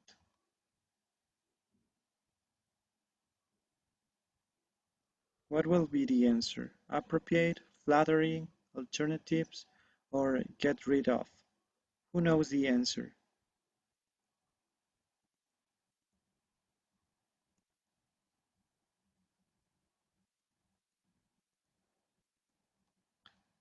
Maybe Vicky, can you help us? Flattering? Okay, Flattering? let's see. Flattering. Excuse me, Yes, that's teacher. the answer. Okay, no worries. So, okay, now we are going to learn a little bit more vocabulary to talk about some useful expressions, to talk about fashion and personal style. So please, Can we, sorry, teacher, okay, can we just pause it right here so everybody can go to the break? Because yeah, I think that they need to eat something. Otherwise, they won't participate. yes, teacher, I almost forgot. Okay. Yes, we're going to leave it right here. And when we come back, teacher Diego will help us with some useful expressions about fashion or phrases you can use in order to talk, sorry, about your fashion style or about your personal style, which is the main topic of today. So guys, you can go to your break. Remember that you can leave the class and then come back, or you can keep on connected to the class. You have half an hour to go and have your break, stretch a little bit, and come back with all the energy to complete unit number 2D. Okay, guys? Okay, guys, so now we are going to review some useful expressions to talk about fashion and personal style. So here we have two questions that are related with the topic. So that says, how can you talk about fashion in English and style in English? What fashion vocabulary do you need to talk about how a person looks and their personal style? So first of all, we're going to see the fashion expressions and vocabulary. So please, Alex, help me reading the first word. Alex, are you there? Yeah. A ver, number one, teacher, ¿cierto? Yes. A ver, here are some useful ways to tell about fashion. Fashionable equals someone wears the newest clothes. That style of jean isn't very fashionable.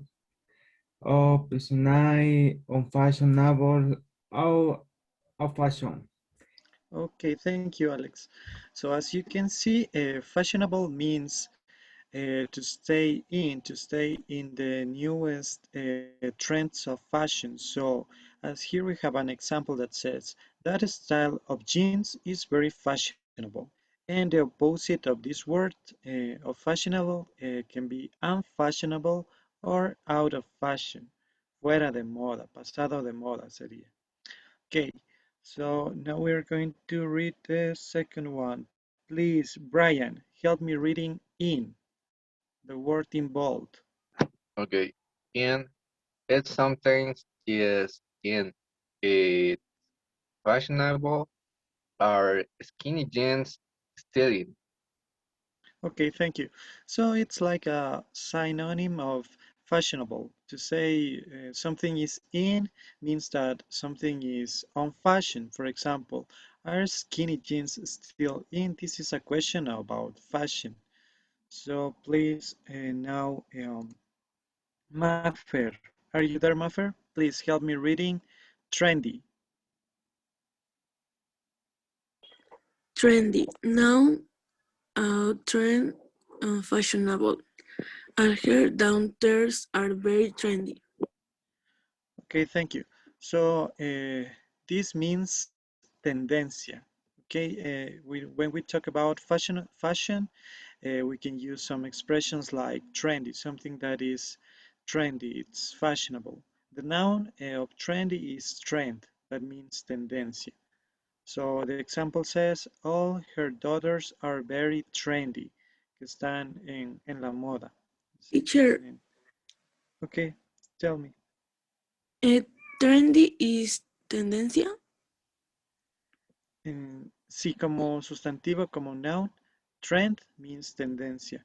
Trendy sería como también sinónimo de que Como a la está a la moda. moda, is trendy, a la moda. Ajá. Son Ah, okay. expresiones similares para decir que está a la moda. Es similar to Thank you. say, en este ejemplo podemos cambiar all her daughters are very trendy, podemos decir all her daughters are on fashion or are fashionable. Okay. Thank you, teacher. Sería lo mismo. Okay, thank you. Please now, no.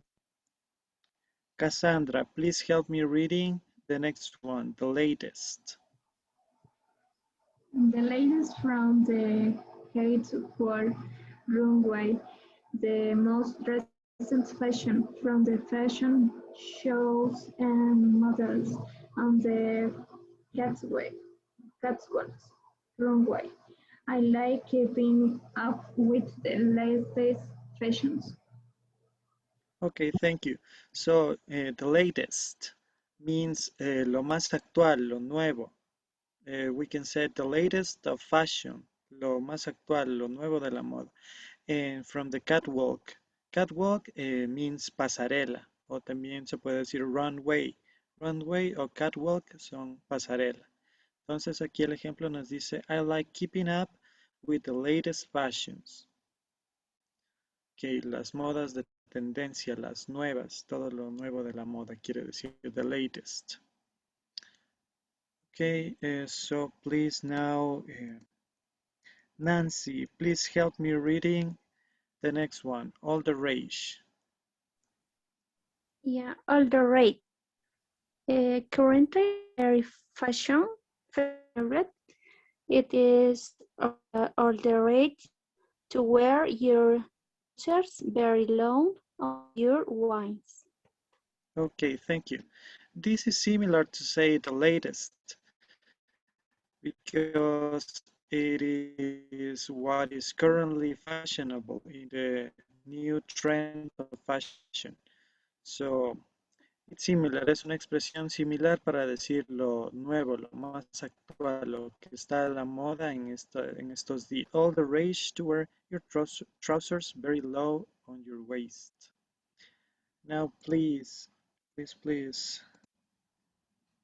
Jocelyn, help me reading the final one, fashion victim.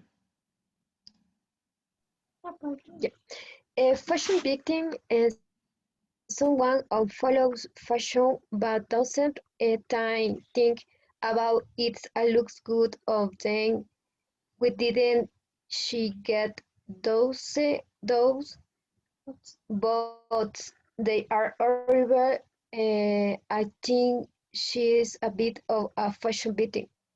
Okay, this phrase means that maybe someone who follows fashion but maybe get get confused with the new trends and use some clothes that doesn't fit well or doesn't combine. So, for example, in the example, this says, "Why did she get those boots? They're horrible. I think she's a bit of fashion victim."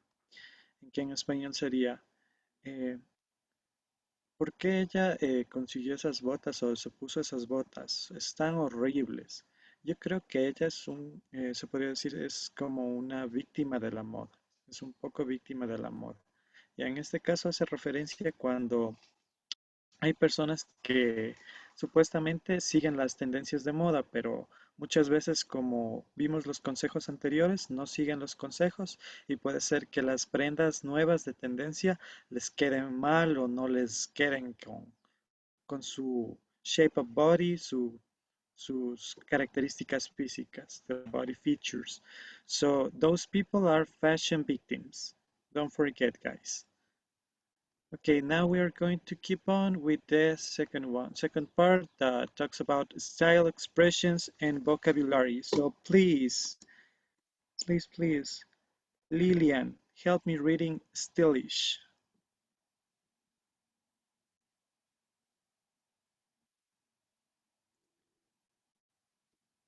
Are you there, Lillian?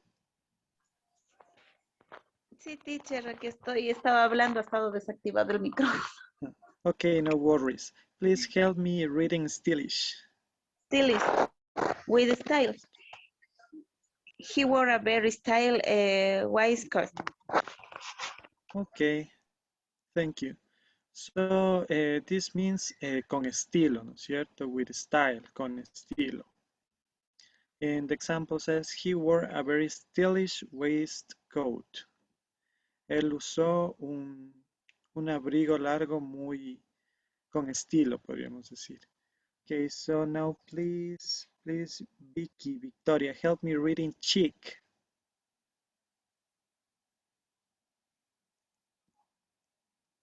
Vicky, are you there? Excuse me, teacher. My children is crying. Okay, no worries. So, Pardon, excuse me. Repeat again, teacher, please. okay, please just help me reading chic. Ayúdame leyendo chic. Chic. Chic. Parisians women always look so chic. Okay, thank you. So chic means elegant. Okay, es como una forma de decir que algo es elegante, que es bonito, que está a la moda. Por ejemplo, dice, Parisian women always look so chic. Si han escuchado, me imagino tal vez esta expresión, digamos, también es como que en español muchas veces decimos chic o para referirnos a algo que está bonito, que está a la moda. So now we're going to keep going from the next one that it says classy. So please, Erika, help me reading classy.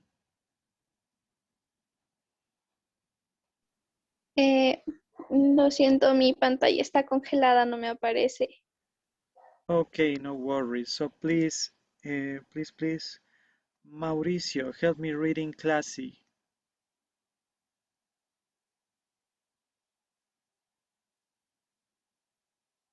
Ya apareció, ¿puedo leer, teacher? Teacher, a mí tampoco me aparece la pantalla, de igual manera.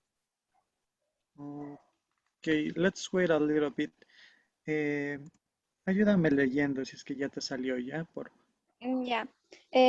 Classy, showing sophisticated taste, not used for clothes. She always wears classy jewelry, nothing you can find in the usual high street jewelers. Okay. So this word classy means that something is sophisticated, something is like unique in some way. Hay algunas prendas que se puede decir que son como que especiales, que son, no hay muchas en esa colección, por ejemplo. Pero esta no aplica, aplica también para otras cosas, no aplica solo para ropa. Podemos decir que en comida que hay platillos que son classy, or something like that. Y el ejemplo nos dice, she always wears classy jewelry, nothing you can find in the casual high street jewelers. Ok, so, ¿ya puedes ver la pantalla, Mauricio, o no todavía? No, teacher. No. Okay, I don't know what's happening. Maybe your internet connection or something like that. So let's wait until you can see. Tal vez voy a salirme de la reunión y voy a conectarme de nuevo, puede ser por eso. Okay, that will works. Okay, so now please, Jenny, help me reading Snacy. Yeah, teacher is nice. Stylish, I like your new shoes, very nice. Ok, es como un sinónimo de elegante. Ya decimos Snacy que tiene estilo, que es elegante. Y el ejemplo nos dice, I like your new shoes, very snacy, muy elegantes. Ok. Teacher, una pregunta. Please. Claro, dime. ¿Y se puede utilizar estas palabras en cualquier oración? O sea, como sinónimos, o hay, como decir, alguna regla de que alguna palabra se utilice con una regla y otra palabra de otra forma. Con estas expresiones, digamos, como vimos, es para hablar de estilo, en este caso estilo, puede ser referido más a la moda, fashion, or something like that. Pero como la mayoría de palabras también son sinónimos, no existe ninguna regla especial.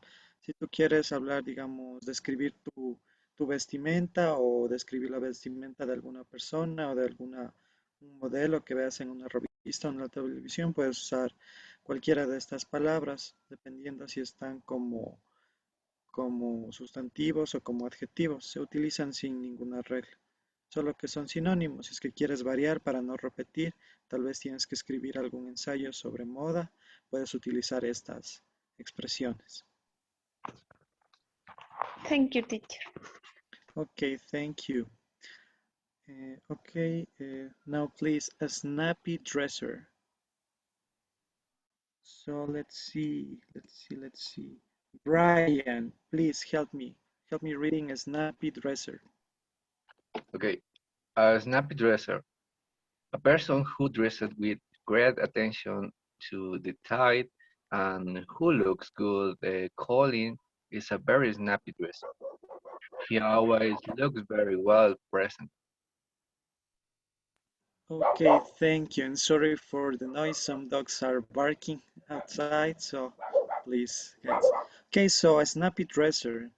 That means that some describes a person who really cares about dressing and fashion, that looks and puts attention, pay attention to every detail, from from accessories to shoes, all the things that are on fashion. So who from here can say that is a snappy dresser? ¿Quién aquí puede decir que es un snappy dresser? que sería en este caso una persona que pone demasiada atención a los detalles en su vestimenta, en los accesorios, todo que no les falte nada para lucir bien. ¿Quién podría decir Confess. que es un snappy dresser? Confess, guys. I know that some of you are snappy dressers. Don't be shy, guys, please. Yo sé quién combina todo, los zapatos, los anillos, las carteras, el color del cabello. Who can be that person? We have at least 3 or 4 snappy dressers in our class.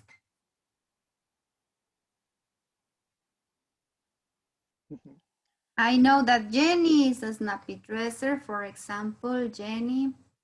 Vicky is also a snappy dresser. Josie. Josie as well. Okay, guys, so now you know how to say it in English, no? Don't forget. Now that if you are very, very detailed with your look, so now you can say that you are a snappy dresser. Don't forget. Now, please, who else? Lisbeth Munoz, please help me reading. Have a sense of style. Yes, teacher. Have a sense of style. Know what makes you look good and stylish. Carla has such a good sense of style. She always looks fabulous. Okay, thank you. So having a sense of style means that all it's related with fashion, so that you have maybe good, sorry guys, sería tener un sentido del estilo, ya como que igual es similar a to be a snappy dresser because you care about your style, the way you look, the way you dress, and all the new trends of fashion. Okay, and the example says Carla has such a good sense of style. She always looks fabulous. Y esto quiere decir a las personas que más o menos ya tienen un buen sentido del estilo, que combinan sus ropas, que son detallistas con sus accesorios. It's similar to say a snappy dresser. It's like a synonym. So please, now help me. Ellie and Drango, please help me reading a style icon. A style icon. Someone who is well known for their sense of style and who people want to copy. Audrey Hepburn is a style icon for millions of women.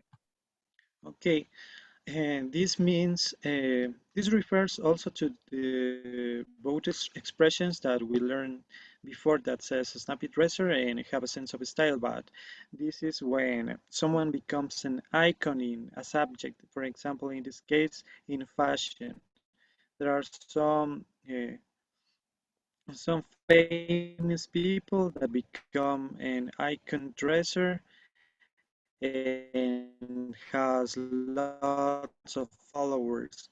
For example, Audrey Hepburn. So I think so. This person maybe have some followers and must have a good sense of style to have that to Yes. become an icon for millions of women. Okay. So, do you have any style icon? ¿Tienen algún icono De de la moda? moda. Alguien a quien que les guste cómo se viste, que ustedes tratan de imitar la forma en la que se viste, maybe. Tal vez algún cantante o modelo que les guste la ropa, cómo se ve y ustedes Or quieran lucir. maybe an actor can be also. Yeah.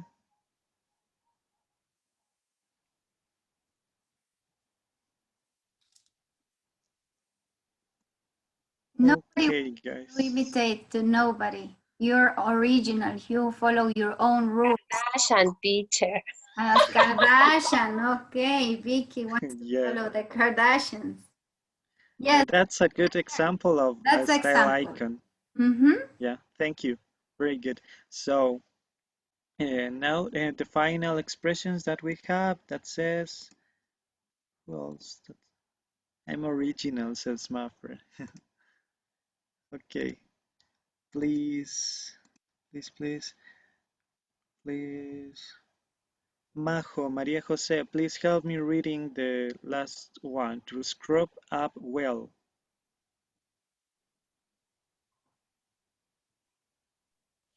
Okay, teacher. To scrub up well, to look good when you make an effort with smart clothes. I think we scrubbed up pretty well for the wedding. Okay, thank you. So this phrase means that you do an effort because maybe you need to look casual or formal or whatever for any special occasion, and you do an effort to be uh, to be uh, I don't know who to say it To to. dress like that. Okay, to translate that. Mm-hmm. Maybe you like just to wear sport clothes and you have a wedding party or a graduation party and you need to look very formal. You're making an effort on putting some high heels, maybe an elegant dress. That would be to scrub up well. Yeah, for example, as the teacher said, if your style of clothes is like more sportive and you have you're being invited to a wedding, so now you have to make an effort to dress with a suit or a formal dress to fit in the event. So that's it for the expressions that we have learned about style and fashion. So please guys, if you have any question or any doubt, please let me know and I will help you with examples or something like that. If it's possible, teacher, I don't know, I haven't added you to the group. I'm going to add you to the WhatsApp group so you can send this information to the students. Okay, teacher. They Yes, find it. I will download and send them. Yeah. Okay, so now we are gonna watch a short video about some useful suggestions or tips or advices for wearing well without spending lots of money because uh, fashion is not just you don't look just fashion when you have lots of money and you can buy the newest trends of collections of clothes, but you also can dress well and stay in fashion, stay in with the clothes you have. So let's see this video. This video will help us. So please, guys, now I'm going to to play the video. What's up guys, Reggie Langford here and welcome to my channel. If you're new, make sure to subscribe, and if you're not, welcome back. So today's video for you guys is 4 ways on how to dress well without having a lot of money. This is important because we don't always have an expendable income, or we don't always have a lot of money in the bank. Times do get hard, So especially this speaker said that maybe in some parts we maybe don't can have much income or much money to waste on buying some new clothes.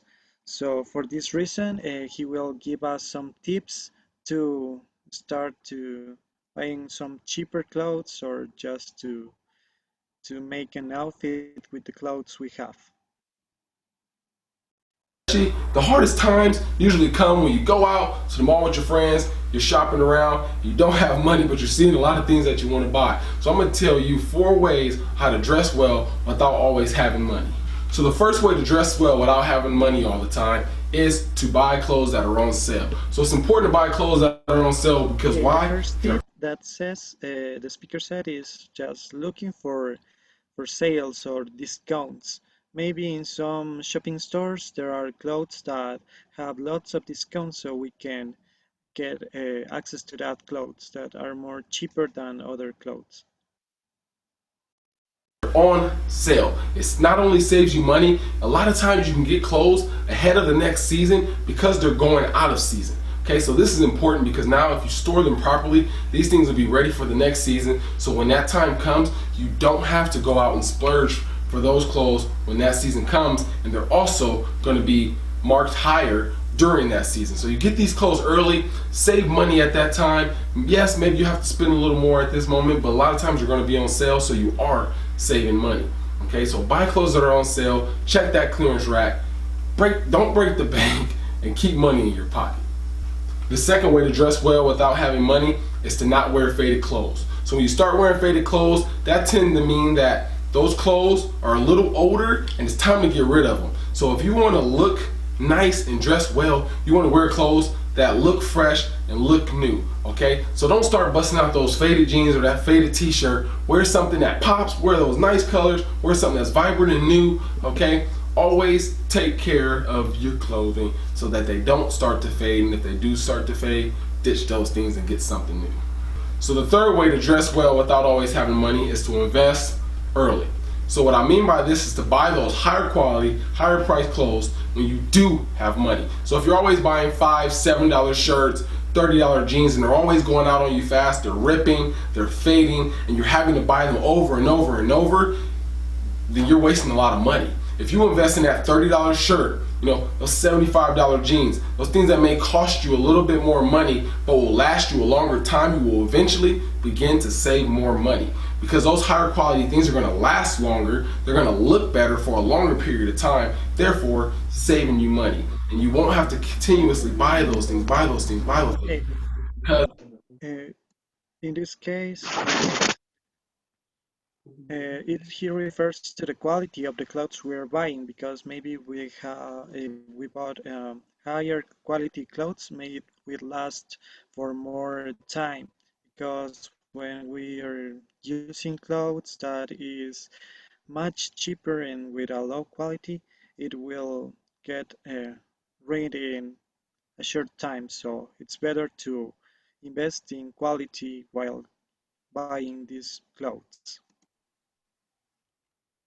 it adds up. So the fourth and final way to dress well without always having money is to wear your clothes with confidence. Walk around with that head high, good posture, and show people that you know you look good. Okay, so wear the things that you feel confident wearing. You know, when you wear them, strut your stuff, man. Look good, feel good, play good. I love to say that, I mean it, and I live by it, okay? No matter what somebody else thinks, as long as you walk around and you feel confident and you think you look good and you know you look good, the people are gonna gravitate toward you and they're gonna feel like you look good. Unless you're wearing something terrible. Do be careful of that. So that's all I have for you guys today. If you enjoy. Okay, guys, so now I will ask you, I want to know from you if you have any other tip for people who wants to dress well without spending lots of money. Yeah. Tal vez tienen, chicos, algún tip que quieran compartir para vestirse bien y no gastar tanto dinero. Si es que tienen alguna vez cómo compran la ropa ustedes. Who wants to share? Majo, do you want to say something?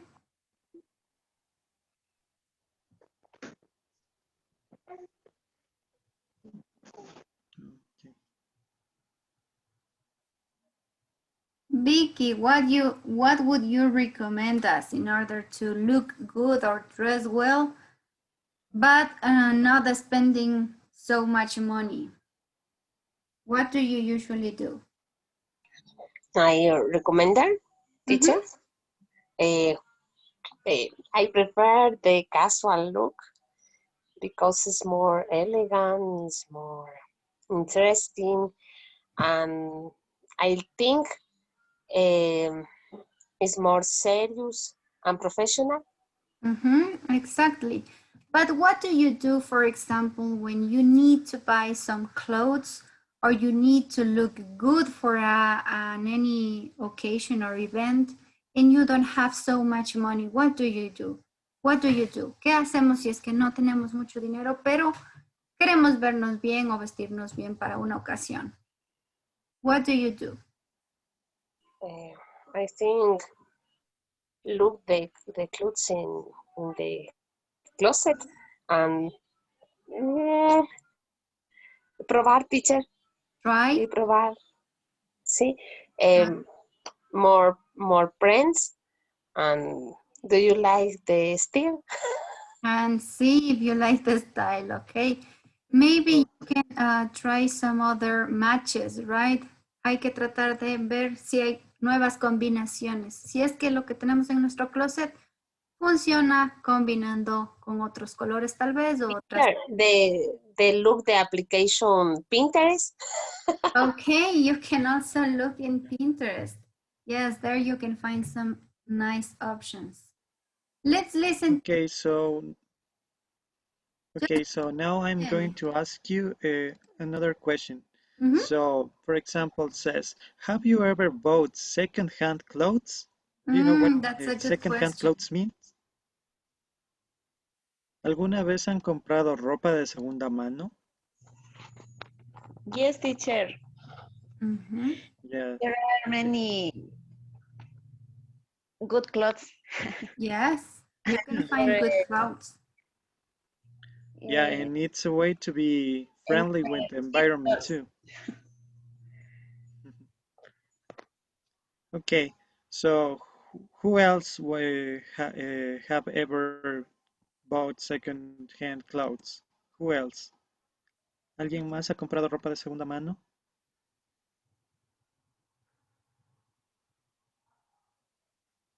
No one? Okay, so that's it. Okay, now I'm going to share with you a link in which you have to do a personality test. For this test, you will see some questions like this, like the one you're seeing here. Okay, let me, here, the one that you're looking here. This is the first question. You regularly make new friends, and you have in the left side agree, and in the right side disagree. And in the middle, you have just one circle that means that is just 0 points. So if you strongly agree in something, you mark 3. Or if you middle agree in something, you mark 2 or just 1. And the same for disagreement. So if you strongly agree with the question, please mark here.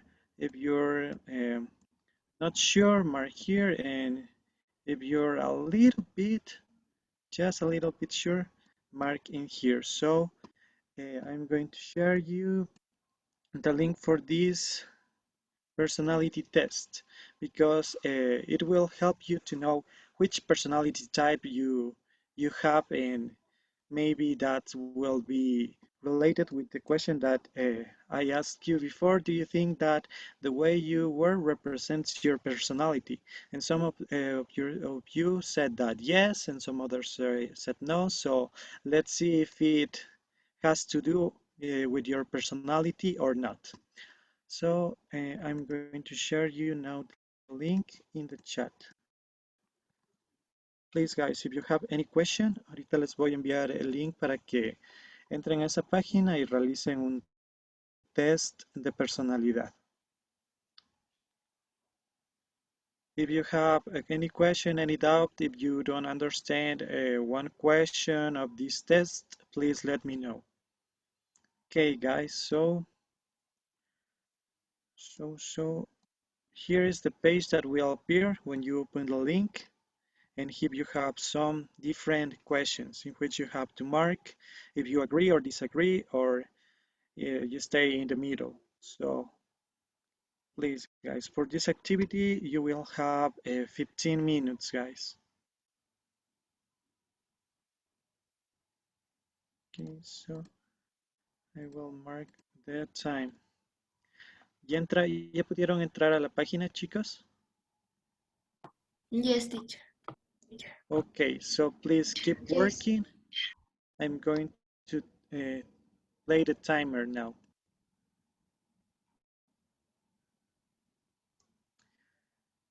And if you have any question, please let me know. I will help you. So while you're responding, I'm going to play some relaxing music for you to concentrate.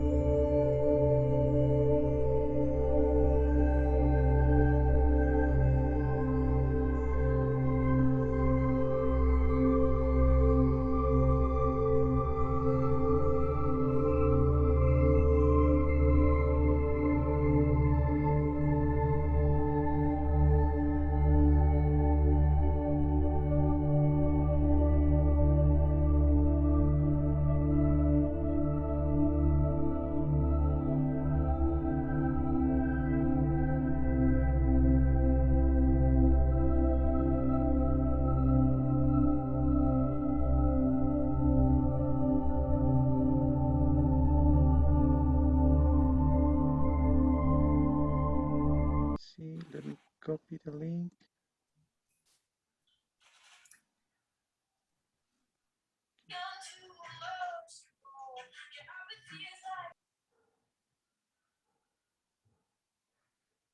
Okay, let me share you the link.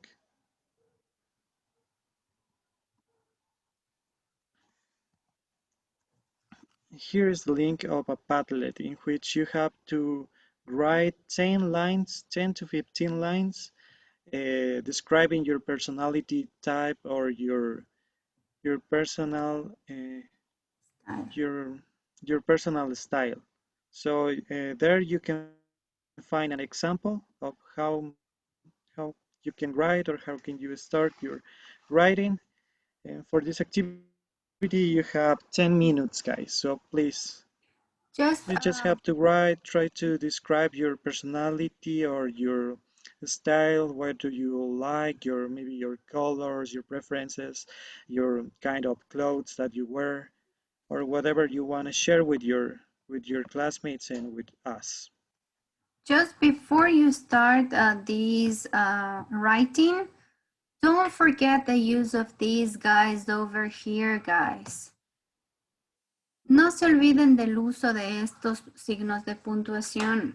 You need to pay attention with commas, periods, exclamation marks, or maybe question marks, okay?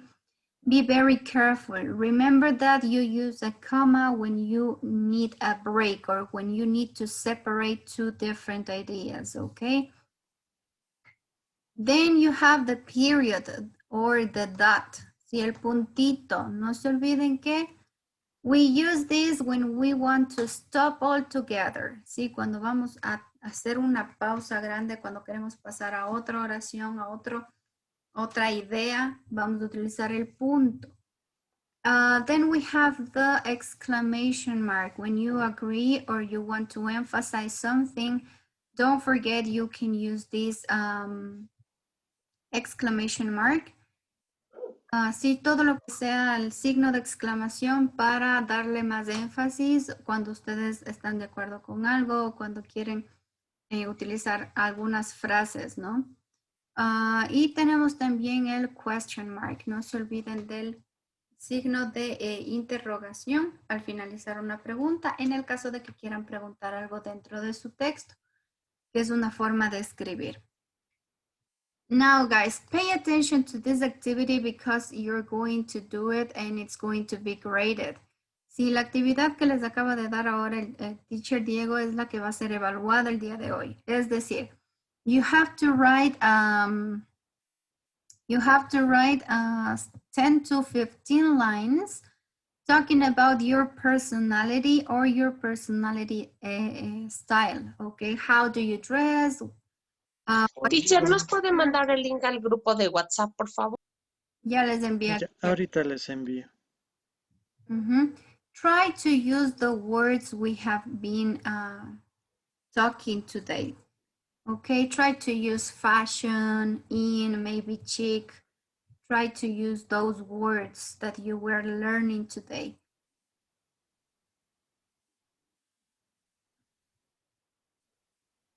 Sí, traten de utilizar las frases que aprendieron hoy sobre Star Fashion. Cuando ustedes vayan a describir su personality or your fashion style, your personal fashion style, ¿sí? Pueden describir o pueden hacer como una unión, un relato de cómo va su personalidad con la forma en la que ustedes se visten, the way you dress. Okay? How much time do we have for this activity? Can you remember? I have planned 10 minutes for this activity. I think we're going to need a little bit more. Okay, I think so 15 minutes could be, maybe. Try to do it, guys, in 15 minutes. Push yourselves. Van a tratar de completar esta actividad en 15 minutos, chicos. In real time, open the link and start writing. Don't forget to write your names. No se olviden de escribir sus nombres cuando vayan a escribir. You have 15 minutes to do it, guys. 15 minutos para esta actividad. Okay, Vicky, can you remind us what do we have to do? ¿Nos puedes hacer acuerdo? ¿Nos puedes hacer acuerdo qué tenemos que hacer en esta actividad? Okay, teacher. Writing in the Padlet style, the kind of style, and cómo este se relaciona con la personalidad. Okay, yeah, thank you, Vicky. So you have to write 10 to 15 lines describing your personality and your personal style. Okay, don't forget to write your names. And you have 15 minutes for doing this activity, guys.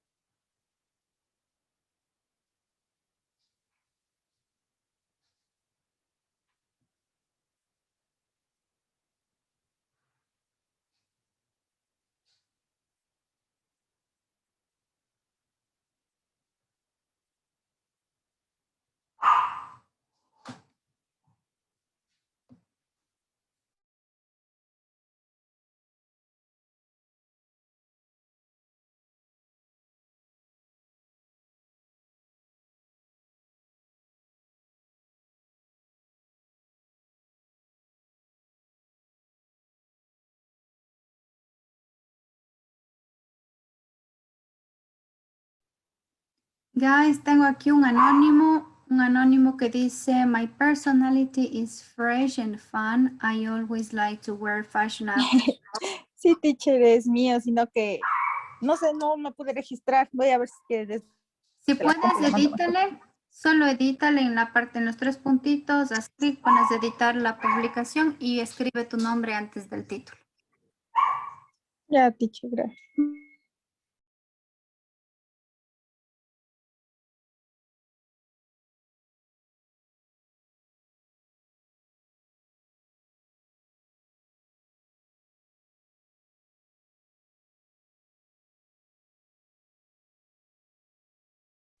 Teacher, ¿el mío está bien? Let me check.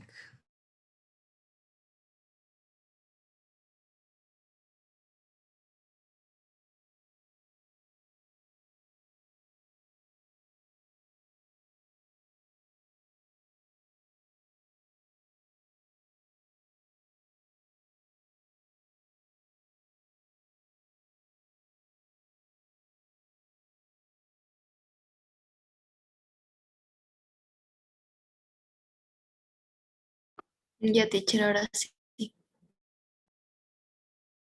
Okay, Ellie, yes, that's a nice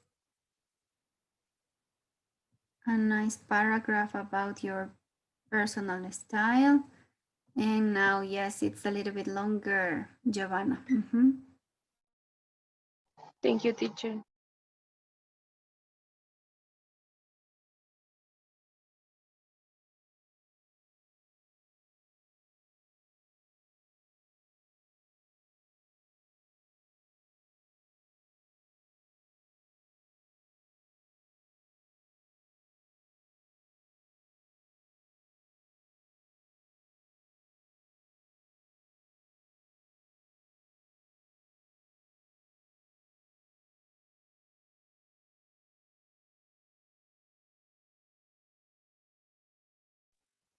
People who have already finished their writing, you can take a picture and upload it as an evidence of today's work, ¿sí?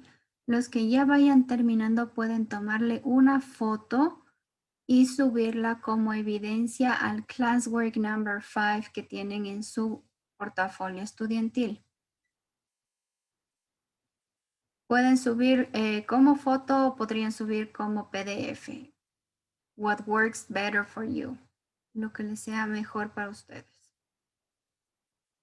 Some of you haven't done any activity of the platform, so you have up to next week to complete units number 1 and number 2. Remember that you need to cover the content, video activities. Si no se olviden que deben ir llenando el contenido, el online workbook y las video activities.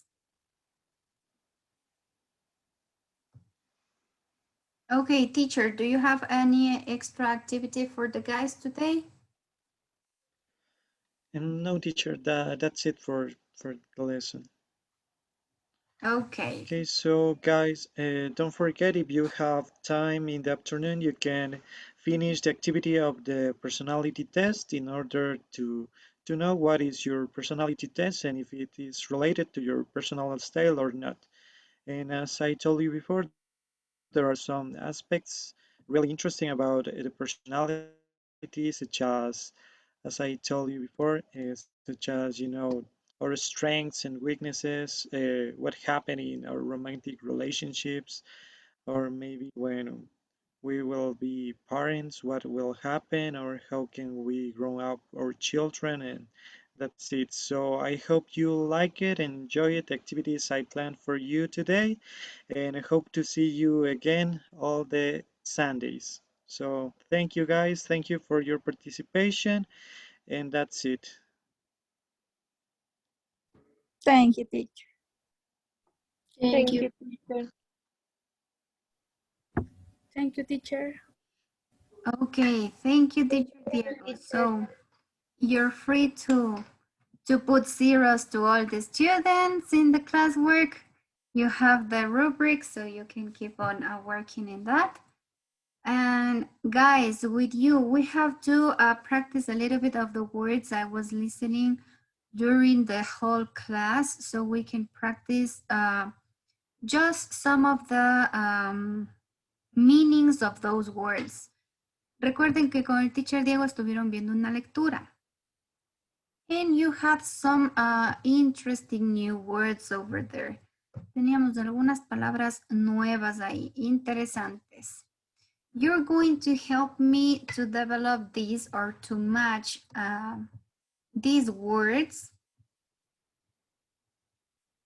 Okay, here we are. You're going to help me matching the words with the meaning, okay? So you're going to see some of the words and you will have to guess or find the right translation for these words, okay? So let's start. Vamos a ver. Me van a ayudar con la traducción de algunas palabras. So, for example, what do you think, which word would mean elegant? ¿Qué palabra de las que tenemos en los recuadros de colores significará elegant? Inge, me parece que era stylish. Stylish, okay, let's see. Good. Let's continue with un atuendo holgado o ropa holgada. We learned this word last class. Aprendimos esta palabra en la clase anterior.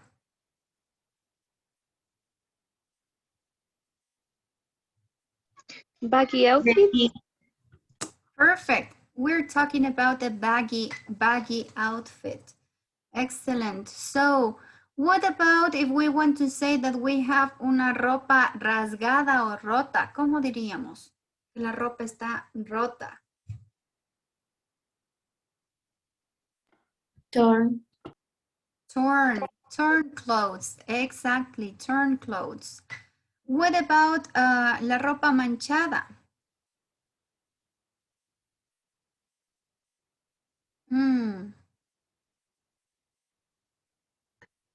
Stained clothes. Stained clothes. That's right. Stain sería mancha, ¿no? Ropa manchada, stained clothes. What about if you want to say that something is vistoso o llamativo?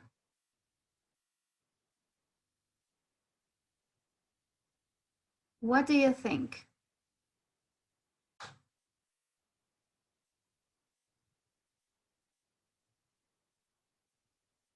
¿Cómo dirían ustedes que algo es vistoso o que es llamativo en cuanto a ropa? Features, dressy, scuffed shoes, flattered. Features? No, I don't think so. Flattering? What do you think?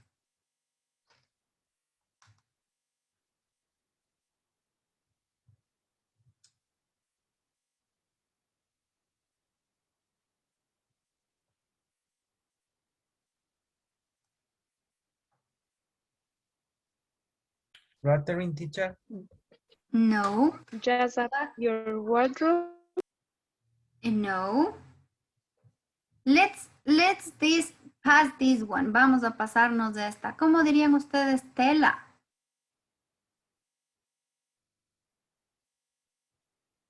Cuando quieren referirse a la tela de la que está hecha las cosas, la ropa.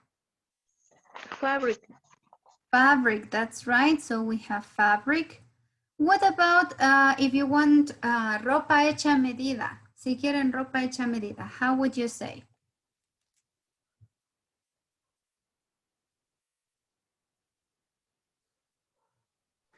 Tailor clothes. Tailored clothes, exacto. Es la ropa que mandamos a hacer a medida. Las características, ¿se acuerdan cómo decíamos características?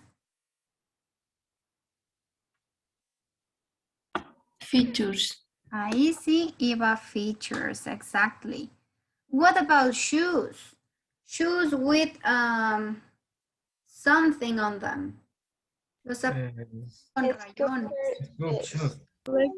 Scuffed shoes, exactly. These scuffed shoes se refiere a los que están, los zapatitos que ya están peladitos, que ya están abriéndose, sí, esos son los scuffed shoes. What about ropa descolorida o desteñida? Faded clothes. Exactly, faded clothes. Es la ropa desteñida. Ahora sí, ¿cómo dirían que quieren ustedes darle vida a su closet o a su guardarropa?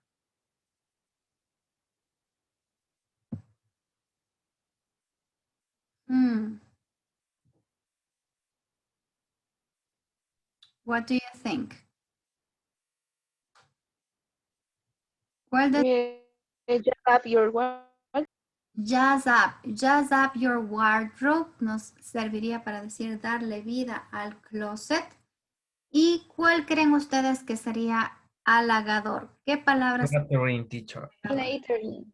Exactly, flattering, flattering. So dressy is the last one, and dressy it is for us to talk about something llamativo. Sí, cuando ustedes se están vistiendo con ropa muy llamativa, pueden referirse a dressy clothes. Sí, dressy clothes es algo muy llamativo, muy vistoso que llama la atención, ¿no? Something dressy. So here you had some of the options. Some of the options of some words that you were learning today at class. Aquí vemos algunas de las palabras que ustedes estuvieron aprendiendo hoy en clase. Now, let me just share with you another, this one, we're going to keep on the whiteboard. Vamos a ver un poco con la pantalla, con la pizarra en blanco. I'm going to write some words, guys.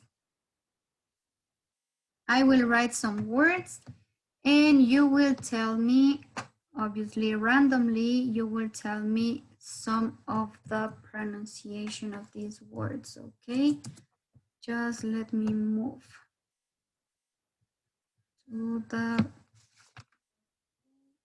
let me start writing. So these are some of the words you were saying during the class that I want you to repeat the pronunciation.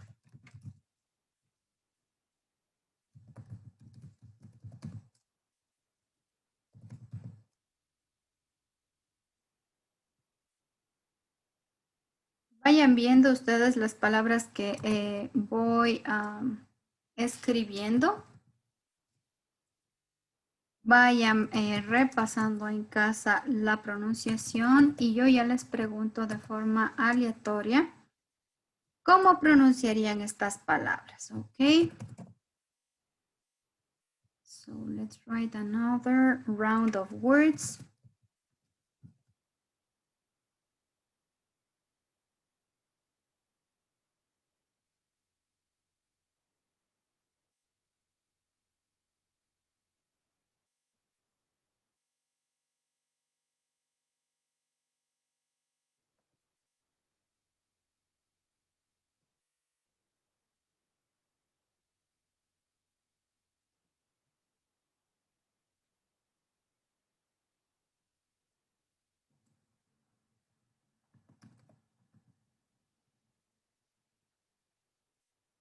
Okay, so we're going to leave it right here. Now, can you please, Nancy, can you help me pronouncing the first word, please? ¿Cómo pronunciaríamos esta palabra? Snazy. Okay, you have snazy. I was very curious about this word because I haven't heard it before. Sí, no había escuchado yo tampoco esta palabra antes en realidad y pensé que tal vez tenía una traducción o una pronunciación diferente en inglés americano. Cuando ustedes tengan dudas, así como yo, de cierta pronunciación de algunas palabras, you can look these words in the dictionary, okay? You can look these words in the dictionary. For example, I looked for this word. Miren, busqué esta palabra snazzy, que significa elegante, es una forma de decir elegante. Y también estaba con la duda de cómo sería la pronunciación, snazzy or snazy. So I look in the dictionary and look at this. Here you can listen to the word. Ustedes pueden escuchar cómo se pronuncia la palabra en la mayor parte de los diccionarios en línea. See, look at this. And listen to the pronunciation so you can also know the right pronunciation of this word. Look at this. Snazzy. So Snazzy. how would it be the pronunciation of this word, Nancy?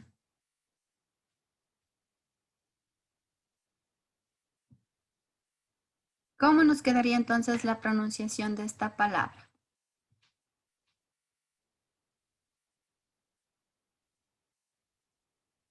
Do you want to listen again? Exactly. Snazzy? Snazzy. We are keeping the same word, ¿sí? Es como que pronunciamos exactamente cómo se escribe, snazzy. Vamos a hacer un poco más de siseo en la Z, ¿sí? Porque tenemos doble Z, double Z. So we're going to make it sound like snazzy, snazzy. Que suene esa Z, más que la A permanece igual. ¿Sí? Pero sí va a sonar un poquito más la Z, ¿no? Snazzy. So, thank you, ladies. This was a good one. So, we're going to leave it the same way. We pronounce it the same way. Pronunciamos de la misma forma en la que está escrita, ¿no? Snazzy. So, what about the next one? The word fashion. Can you help me? I already gave you the pronunciation. Let's move to this one. Can you help me reading this one, Alex?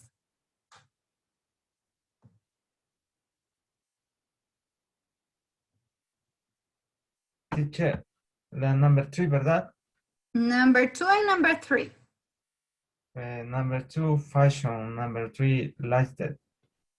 Ok. Con la de fashion no tenemos mayores problemas, ¿verdad? Es una palabra que utilizamos a diario.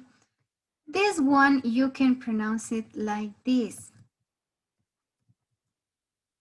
So, Alex, can you repeat the third word? ¿Cómo sería entonces la tercera palabra? Lifestyle, teacher. Latest. Latest. Exactly. Latest. Latest. Thank you. So let's move to the next one, the next word. Help me reading this word, please. Sabrina, can you help me with this one? Yes, teacher. Flatter? Exactly, flattering, flattering. So you don't have any problems in this one because sounds similar to how it's written. Se escucha o se pronuncia muy parecido a cómo está escrito, ¿no? This word we have been practicing from the very beginning. Since you were in first level, we were practicing the pronunciation of this word. Can you please, guys, help me pronouncing this word? Galito, how do you pronounce this word?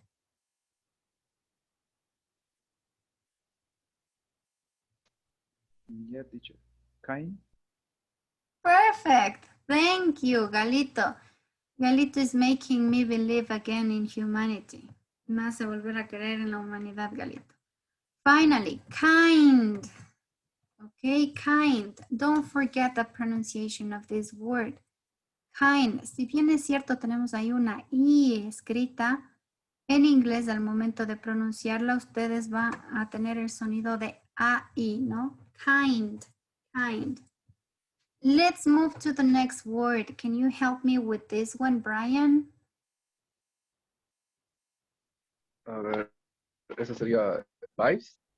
Exactly, thank you. So it's very similar to the previous one because you're going to add vibes. Okay, vibes. Good, thank you. Let's see how do you do with the next one. Please, can you help me with this one, Erika?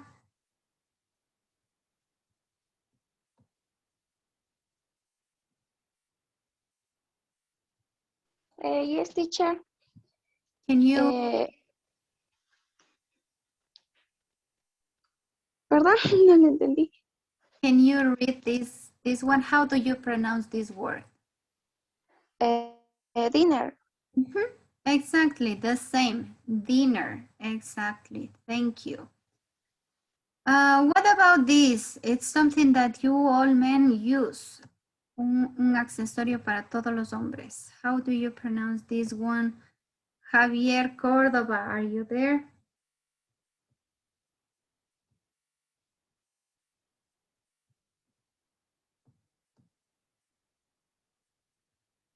Javi a la una, Javi a las dos, Javi a las tres.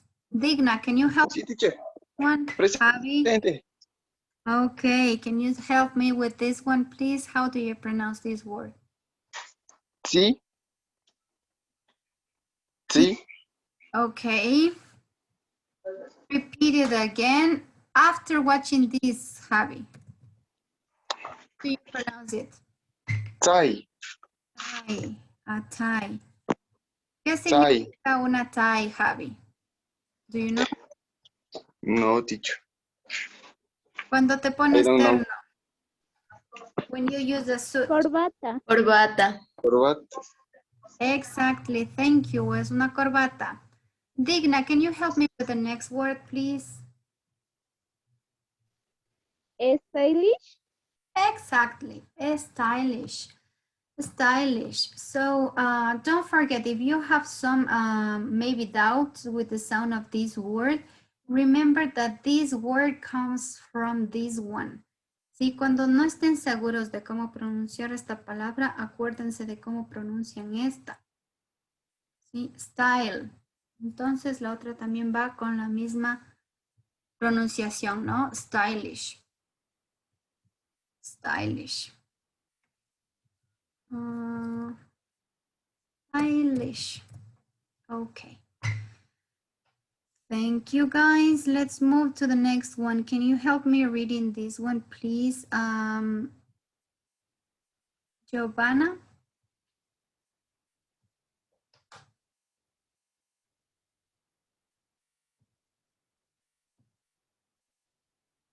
Can you guys help me reading this one? The last one?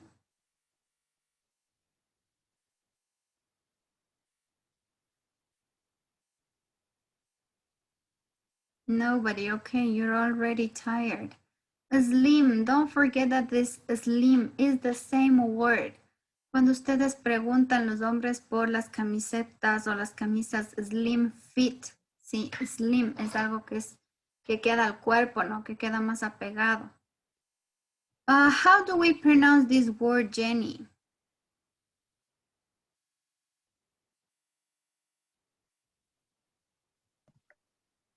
Steve. Además de arribita. Features. Features. Features, exactly. So we have features. We have stain, como nos decía Jenny.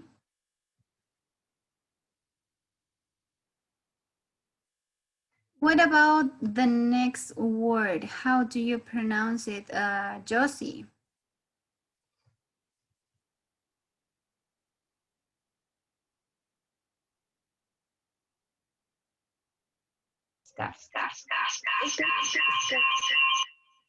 Yes, I heard all the echo sound also. Scarf. Yes, you pronounce it like an A, so scarf. You're going to find this word like a scarf. Okay, so let me just...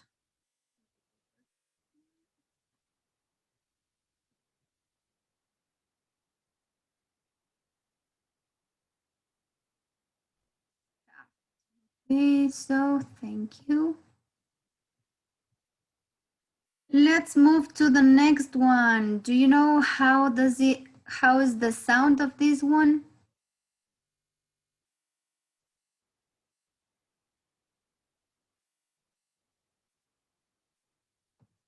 Next.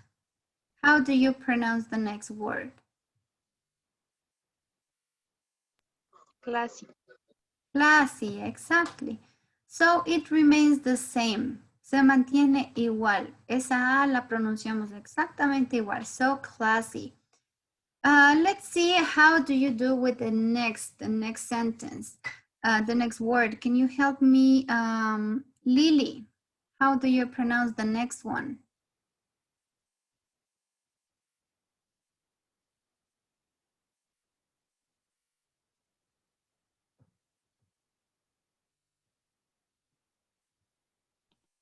Or anybody, how do you pronounce this one? Cuando quieren hablar de las joyas, ¿cómo pronunciarían joyas? Jules. Exactly, jewels. And the same comes with jewelers in this case, ¿no? Para los joyeros. Jewelers. It has a sound like a U. Tiene por ahí un sonido como de una U, right? Jewel.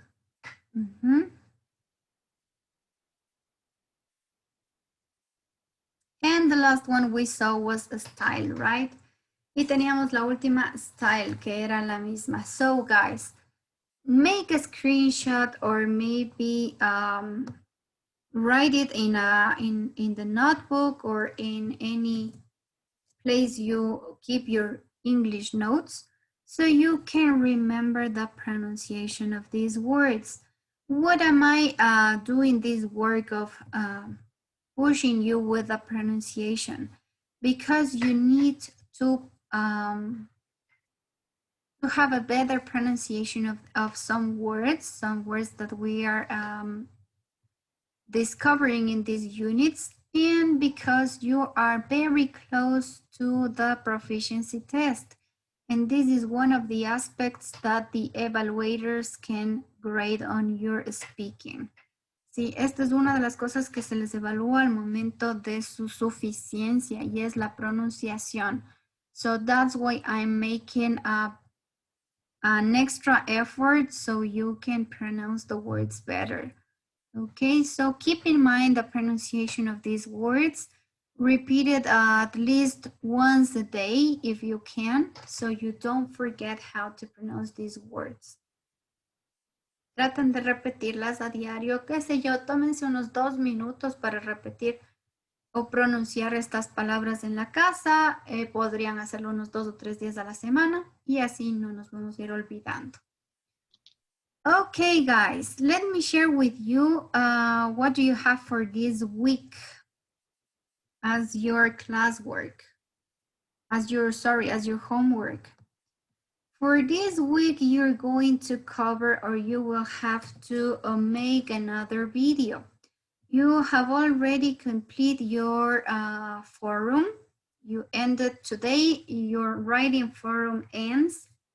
Sí, tenemos hasta el día de hoy con el writing forum. And tomorrow, or from today on, if you want, you can start with your video number 2. Sí, esta semana empezamos ya con otro video. So, what is this video about, or what are you going to talk about in this video? Can you guess? ¿Pueden adivinar de qué van a hacer su video esta semana? What do you think? Clothes, teacher. Outfit, personal tip. No, or personal style. Let's see.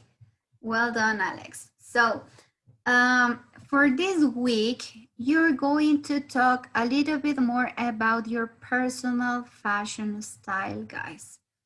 So, you will be telling us in the video everything you want to share with us about your personal style. Okay, so your personal fashion style. What do you use? What maybe you can describe the clothes you're wearing, for example, or maybe you can use some pictures in the video so everybody can see what is your personal style when you are dressing up, when you are using the clothes you like. Okay, so once you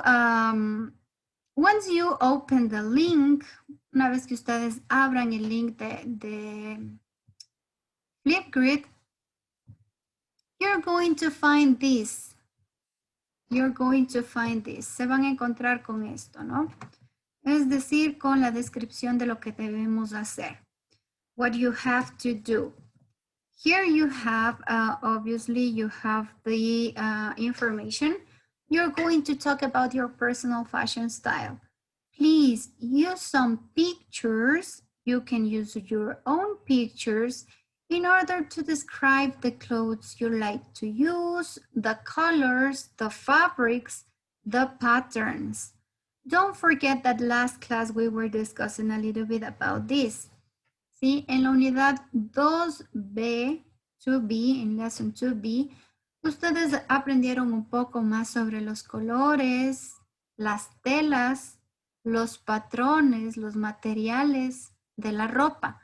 Vayan describiendo su estilo de vestirse, su estilo personal de vestirse, utilizando este vocabulario, ¿sí? Colors, fabrics, patterns, kind of clothes, anything you want. Todo lo que ustedes quieran. Ahora, con respecto al video número 1, ustedes toditos me enviaron como 2 o 3 veces el video. Yo les dije, no puedo hacer público de golpe todos los videos.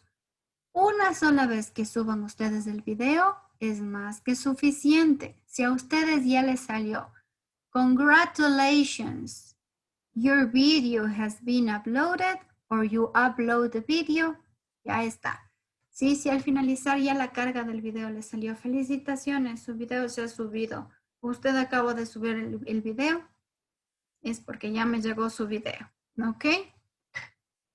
So don't forget, don't try to upload like 5 or 6 times the same video. Just one is okay. You have up to the next Sunday to complete this activity. Tenemos hasta el siguiente domingo para completar esta actividad. So you have a whole week to think about your personal style. Tenemos toda una semana para pensar en cómo nos vestimos y hablar de nuestro personal style, or maybe share some outfits we like. So, Digna, can you remember me what do you have to do for next class? ¿Cuál es su tarea para la siguiente clase? Debemos de hacer un video acerca de del estilo personal de cada uno. Tenemos que describir el tipo de tela, los colores, así de la ropa. Exactly. Thank you, Digna. No se olviden de subir su evidencia, ¿no? Pueden subir como evidencia justo la pantalla final cuando está el video ahí ya cargado, o el link del video, sí. Cualquiera de las dos sirve como evidencia. ¿Qué más tenemos que hacer para la siguiente clase, Cassandra? What else do you have to do with the English platform?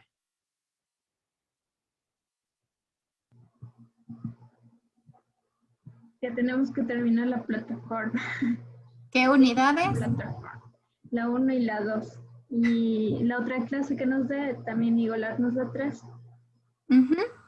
Pero hasta la siguiente semana, Unit 1 and 2. Okay, don't forget about that. And don't forget that you need to do qué partes de la plataforma de Cambridge son las que ustedes deben realizar. Lisbeth, ¿qué partes de la plataforma de Cambridge son las que ustedes suelen desarrollar? Las video activities, el online book, y el otro no me acuerdo. Son 3, pero teacher. Con C empieza, con C.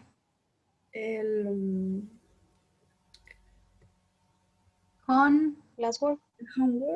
Homework. No. No. Content, guys. Contenido. Yes. Okay, well done. You have 3 things to cover on your Cambridge platform. That's right. Thank you, guys. So, up to this point, hasta este momento, do you have any question? For me, no, teacher. Okay. Anybody else?